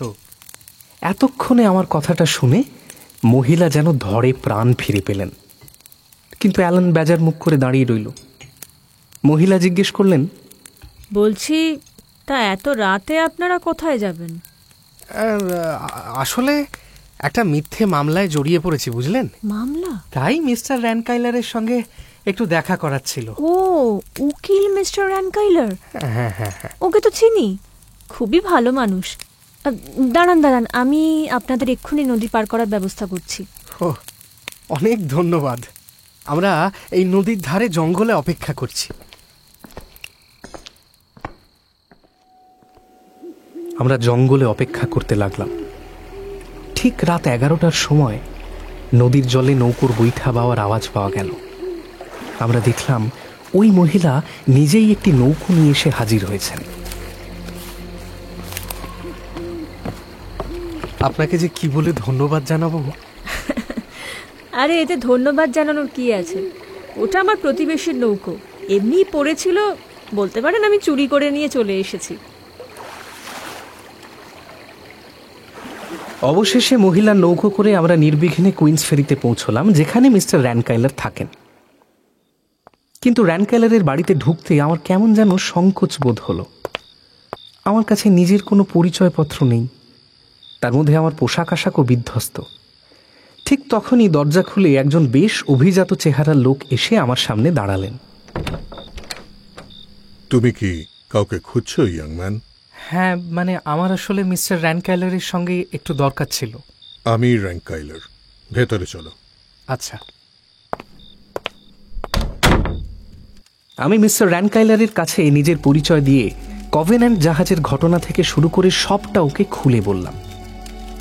উনি খানিকক্ষণ চুপ করে থেকে নিজের মনে বলে উঠলেন, এতক্ষণে তাহলে হিসেব মিলল। আসলে কয়েক মাস আগে মিস্টার ক্যাম্বেল নামের এক ভদ্রলোক এসে তোমার খোঁজ করছিলেন। আচ্ছা। আমি তো শুনে অবাক। ওকে বললাম, তুমি তো এখানে আসোনি, কিন্তু আমি তোমার বাবাকে চিনতাম। তাই আমি পরের দিনই তোমার আঙ্কেল এবেনিজারকে তোমার ব্যাপারে জিজ্ঞাসা করলাম। উনি বললেন উনি নাকি তোমাকে প্রচুর টাকা পয়সা দিয়েছেন, আর তারপর তুমি নাকি পড়াশোনা শেষ করার জন্য সেই টাকা নিয়ে ইউরোপ চলে গেছো। যদিও মিস্টার ক্যাম্বেল যখন এসব শুনলেন তিনি কিছুই বিশ্বাস করেননি। ভাগ্যিস। তারপরে আগের মাসেই কভেন্যান্ট জাহাজের ক্যাপ্টেনের কাছে শুনলাম তুমি নাকি জাহাজ ডুবিতে মারা গেছো। মিস্টার র্যানকাইলারের সঙ্গে আমার সম্পত্তি সংক্রান্ত সমস্ত কথা হয়ে যায়। উনি আমাকে আশ্বাস দেন নিজের সম্পত্তি ফিরে পেতে উনি আমাকে যথাসাধ্য সাহায্য করবেন। আমার মনে বহুদিন যাবৎ একটা প্রশ্ন ঘুরপাক খাচ্ছিল, যার উত্তর হয়তো একমাত্র মিস্টার র্যানকাইলারই দিতে পারতেন। আমি শেষমেশ প্রশ্নটা করেই ফেললাম। আমার আঙ্কেল কি সত্যিই আমার বাবাকে মেরে ফেলার প্ল্যান করেছিলেন? ঠিক তা নয়, তবে তোমার কাকার জন্যই তোমার বাবাকে ঘরছাড়া হতে হয়। বহু বছর আগে তোমার বাবা আলেকজান্ডার আর তোমার আঙ্কেল এবেনিজার একই মেয়ের প্রেমে পড়েছিল। মানে? কিন্তু মেয়েটি আলেকজান্ডারকেই পছন্দ করে। সেই নিয়ে এবেনিজার ঝামেলা শুরু করে। শেষে তোমার বাবা বাধ্য হয়ে এবেনিজারের হাতে সমস্ত সম্পত্তি দিয়ে তোমার মাকে নিয়ে এই শহরের বাইরে চলে যায়। আচ্ছা। কিন্তু শহরে রটে গিয়েছিল যে এবেনিজার তোমার বাবাকে মেরেছে। যদিও আমি অন্য কথা ভাবছি। এই যে তোমার আঙ্কেলের বিরুদ্ধে তুমি কেস লড়বে, হ্যাঁ, তোমার কাছে তো সেই কেস চালিয়ে নিয়ে যাওয়ার মতো পয়সা নেই। তার চেয়ে যদি অচেনা কারোর কাছে তোমার আঙ্কেলকে দিয়ে সত্যিটা স্বীকার করিয়ে নেওয়া যেত তাহলে ভালো হতো। অচেনা মানে? অচেনা বলতে এমন কোনো লোক যাকে তোমার আঙ্কেল চেনে না। আচ্ছা। কারণ চেনা লোকের কাছে সে কখনোই স্বীকার করবে না যে সে তোমাকে সরিয়ে দিতে চেয়েছিল। এই পরিস্থিতিতে আমার মাথায় একজনেরই নাম এলো, অ্যালান। আমি আর মিস্টার র্যানকাইলার মিলে একটা নিখুঁত প্ল্যান তৈরি করলাম।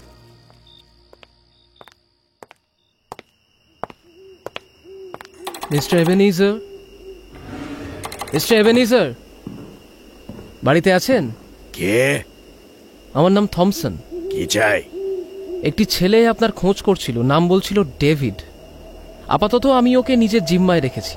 হঠাৎ আমাকে এসব বলছো কেন? কে ডেভিড? আমি কিছু জানি না। আসলে কভেন্যান্ট জাহাজের ক্যাপ্টেন মিস্টার হোসিজনের সেদিন একটু নেশা হয়েছিল।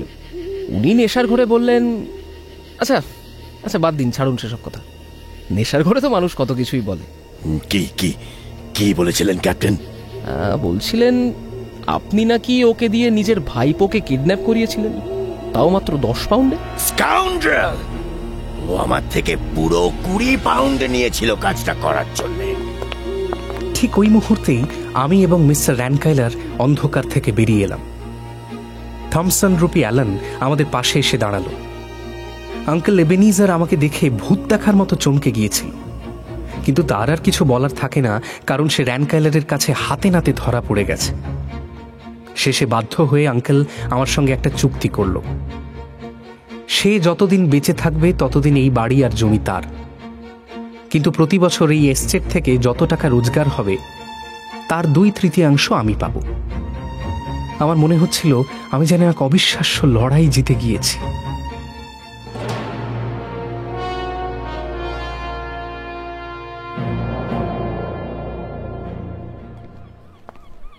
পরদিন অ্যালানকে জাহাজে তুলতে কুইন্স ফেরি এলাম। সে আজ এডিনবারার উদ্দেশ্যে বেরিয়ে পড়বে। আমি ভেবেছিলাম কাঁদব না, কিন্তু শেষ মুহূর্তে অ্যালানকে জড়িয়ে ধরে কেঁদে ফেললাম। অ্যালানের মতো একজন কঠোর প্রকৃতির মানুষের চোখেও সেদিন জল দেখা গেল। বিদায় ডেভিড। বেঁচে থাকলে আবার পৃথিবীর কোনো প্রান্তে নিশ্চয়ই দেখা হয়ে যাবে। তুমি ছিলে বলে আমি এই লড়াই জিততে পেরেছি অ্যালান। এই নাও, এটা রাখো। আমি অ্যালানের হাতে কিছু টাকা তুলে দিলাম। আমাকে মিস্টার র্যানকাইলার টাকাগুলো দিয়েছিলেন। উনি অ্যালানের জন্য একজন ভালো উকিলেরও সন্ধান দিয়েছেন। আশা করছি সে কেস জিতে নিজেকে নির্দোষ প্রমাণ করবে। আমাকে বিদায় জানিয়ে অ্যালান জাহাজের দিকে এগিয়ে গেল। এই জাহাজের সাইরেনই কয়েক মাস আগে আমার জীবনে বিভীষিকার মতো এসেছিল। আমি হয়তো অনেক কষ্ট সহ্য করেছি, নানা ধরনের খারাপ অভিজ্ঞতা হয়েছে, কিন্তু আমি আমার যাত্রাপথে অ্যালানের মতো বন্ধুও তো পেয়েছি। কয়েক মাস আগে এই বন্দরে যে আমি দাঁড়িয়েছিলাম, সেই আমির থেকে এই আমি ঢের আলাদা। তবে একটা কথা একদম ঠিক, ঈশ্বর যা করেন তা আমাদের মঙ্গলের জন্যই করেন।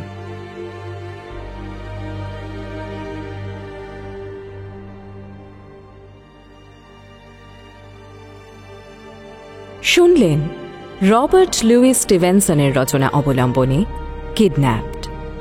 পুনর্কথন অনিরুদ্ধ বল, সহ-নির্দেশক আম্রপালি ভট্টাচার্য এবং গার্গী বন্দ্যোপাধ্যায়। সমগ্র পরিকল্পনা এবং সৃজনশীল পরিচালনা তমালী চৌধুরী। ডেভিড ব্যালফয়ের চরিত্রে এবং গল্প পাঠে উজান চট্টোপাধ্যায়। অন্যান্য চরিত্রে অভিনয় করেছেন অ্যালান সায়ন্তন মৈত্র, এবেনেজার এবং হেন্ডারল্যান্ড অংশুমান পাল, ক্যাপ্টেন এবং রেড ফক্স অনির্বাণ দাস। সঙ্গে সৌনক সান্যাল, নির্ণয় পাল, অভিরূপ বন্দ্যোপাধ্যায়, শুভায়ন রায়, গার্গী বন্দ্যোপাধ্যায়, শুভায়ন গাঙ্গুলি, আম্রপালি ভট্টাচার্য এবং অভিজিৎ ভূঁইয়া। গল্পের সূত্রধার সুনয়না ভৌমিক, শব্দগ্রহণ সঞ্জিত গিরি, ধ্বনি পরিকল্পনা ও আবহ শুভ্রকমল মুখোপাধ্যায়। কার্যনির্বাহী প্রযোজক সুজাতা ঘোষ, প্রযোজনায় সাউন্ড আইডিয়াজ এবং মির্চি বাংলার পক্ষ থেকে সৃজনশীল পরিচালনা ইন্দ্রাণী চক্রবর্তী।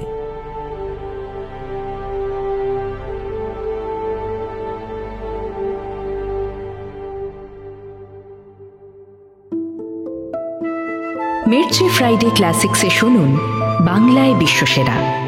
প্রতি মাসের দ্বিতীয় ও চতুর্থ শুক্রবার বিশ্বের খ্যাতনামা সাহিত্যিকদের গল্প ও নাটক দিয়ে সেজে ওঠে মির্চি ফ্রাইডে ক্লাসিক্স।